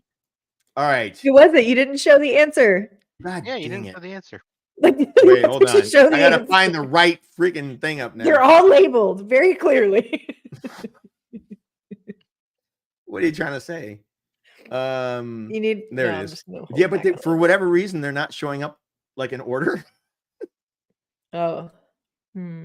I know they're labeled, but I gotta like dig through all the A's to find A17. It's not like the last one. Think you can sort that usually? No, what it's doing I is do. it's doing it since it goes to double digits. It goes 1 0 1 2 instead of 1 1 for whatever reason. It was weird. Just level setting. Good job, Yeah. Mariel, good job. All right. Thank you, Ryan. I tried. But did you show this beautiful image of her? I did I not? Oh, I did not. I was just looking at it myself. My God. I forgot to share. I'm looking at the There screen we going, go. yeah, that's Definitely her. her. It's Definitely her. Okay, I'm So gonna that- do this again, and I'm gonna make it really hard for our next guest. for all you of guys. you watching, we're professionals. Don't try this at all. And this is our first I time did get trying this 4 game. wrong. I did get 4 You wrong. did. You did. I got But that means you did really good on the rest of them. Good job. yeah, that was really, really good. Catherine's like, I got everything right. No, I missed Celebrimbor. I And did I not totally get knew. Celebrimbor. I love it. Thank you, all Ryan. right. Opie. I appreciate the compliment. I'm just trying to find the right. Here we go. This is fine. White Spring. Yes. Final thoughts and where can we find you and all of that stuffs. Final thoughts are I'm still wondering if characters coming to where Celebrimbor and Sauron are, if they are going to recognize Sauron as Halbrand. Because that's something I assume they're going to be able to do, that it's not some like Superman Clark Kent situation. I think they're going to just know it's him. I know. So my final thought is still that I don't agree with that. So, and they haven't answered that question yet. If it's who do you think is going to show up and see them? Whoever. I just really so Isildur or Elrond or any of those guys. Okay. Yeah, anybody who knows who Halbrand is. Are they going to arrive and are they going to recognize Sauron as Halbrand? What do you think, LightBlindedFool? I don't think we've asked that. I think anyone who knew Halbrand before, yes, will, because even Celebrimbor knows it's Halbrand. Thank you. He just didn't think that Halbrand was a messenger from the Valar. Mm-hmm. But yeah, someone's gonna have to tell him eventually. Yeah, no, but I don't think there's gonna be a lot of opportunity for that, because I think Elrond's gonna come in and see the situation of the orcs attacking, charged with a whole bunch of people from his own army or some of Gilgalad's army, maybe. Save Galadriel, along with Arendir's help, while the orcs are. But it takes a lot of losses, and they have to try to flee and escape the whole situation because the city's getting overrun, the river is getting dammed up, and the orcs are now just rushing into the city. I think it may be over for Celebrimbor pretty soon, but I think while all this is going on, he has no clue what's happening, and he actually finishes the 9 rings. Sauron swipes them, takes off. Meanwhile, Gilgalad comes in to like finally final soliloquies. Get the orcs done, but it's over for Eregion. Elrond, meanwhile, maybe with Galadriel, are being pursued by orcs. They retreat to where Rivendell's could be, and up in the mountains to like hide and have a defensible situation. But they're about to be overrun, and then the dwarves come and save them. Oh my goodness. That is so. Anyway, that's just my we're final done. thoughts. They've like we know everything that's going to happen now. I still don't know if you think he's Clark Kenting Superman. Yeah, that was not the answer to the question we were looking for. But oh no! They'll anyone who knew Halbrand will know. So he's in agreement with me, not you, Tavern. Yeah. Do you? The bow tie is not gonna, or the bow in the hair is not gonna throw him off. Right? I'm this telling is not you, the vibe I'm getting. I don't know if that's the case. I'm getting the Clark Kent vibe out of it. All right. Okay. Winespring, where can we find you? You can find me on X at Winespring Cafe, and I have a hashtag What Eats. Hopefully, you can find my recipes easily that way on X. And if not, just go directly to winespringcafe.com. And they are Wheel of Time themed recipes that are yummy. And they are delicious. Oh, and here for Nights Who Say Chill and Rings of Power and Wheel of Time info. And then on Malcure Talks channel, every once in a while, we do the NASA stream. So definitely check that out if you like D&D. Yeah, and by NASA stream, it's the NASA D&D campaign that one shot that they put out that we turned into. We've been playing for hours and hours and hours. Hours, like weeks and years. We've been playing for a while. Although I think we did finish that campaign. So we're on to new things. We technically did. We have like the final. Right, we have the final episode to go. Thing. Yeah. LightBlindedFool, where can we find you and what do you pretty much just in various Discords and Chill Chat, of course, and in the November Drunken Spelling Bee. That's right. Woo woo. All right. Thank you. I am Tavern.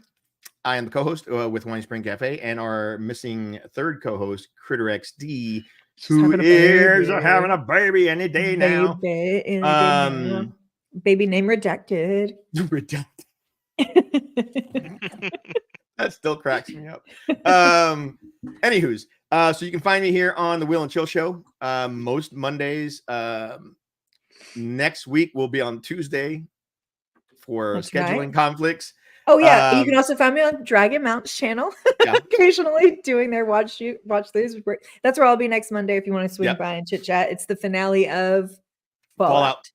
Yep. Nice. So yeah, most Mondays we're here, Wheel and Chill, especially when there's a show that we're tracking going on. Definitely we'll be here for the Wheel of Time next season when it comes in, and we're going to be doing some other stuff. So here on this channel, on the Tavern channel, I also host a monthly show called the Wheel of Time Drunken Spelling Bee, in which we take turns spelling words from the Wheel of Time that nobody knows how to say or write or spell or whatever. And we have to take shots every time we screw it up. I'm the host, so I'm not technically, I don't need to drink at all, but I do in solidarity with the contestants. So kind. I try. Listen, I have a good heart. And a bad kidney or bladder or whatever it is. Makes it more fun. I also am a member of the Nights Who Say Chill right here on this channel and the Wheel and Chill Show. We play our D&D group. We a member of the NASA 1 millennia shot thing. Millennia shot. I don't know what you want to call it. Yeah. And we will be doing other stuff on this channel as well. My biggest claim to non-fame is my merch. I have Wheel of Time inspired merch on Redbubble and TeePublic. I also have some other fandom stuff, and I have Will and Chill merch that you can find on Zazzle. All three of those sites, just look up Tavern, and you will find any of that stuff. And that's it. Thank you for hanging out with us. Come back tomorrow. 6. Well, come back next. Oh yeah, tomorrow we're playing Night Tuesday Chill. Yeah, D&D. We have a lot of fun on D&D. It's so fun. We've had people die. We've had people pulled into hell. Okay. Good night. Why are you hanging up? Why are you getting angry? We're done.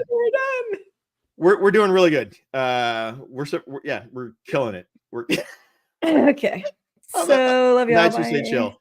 So yeah, come back and see us. Have a good night, everybody. Thanks for hanging out. Everybody. Thanks. This was really fun. Goodbye.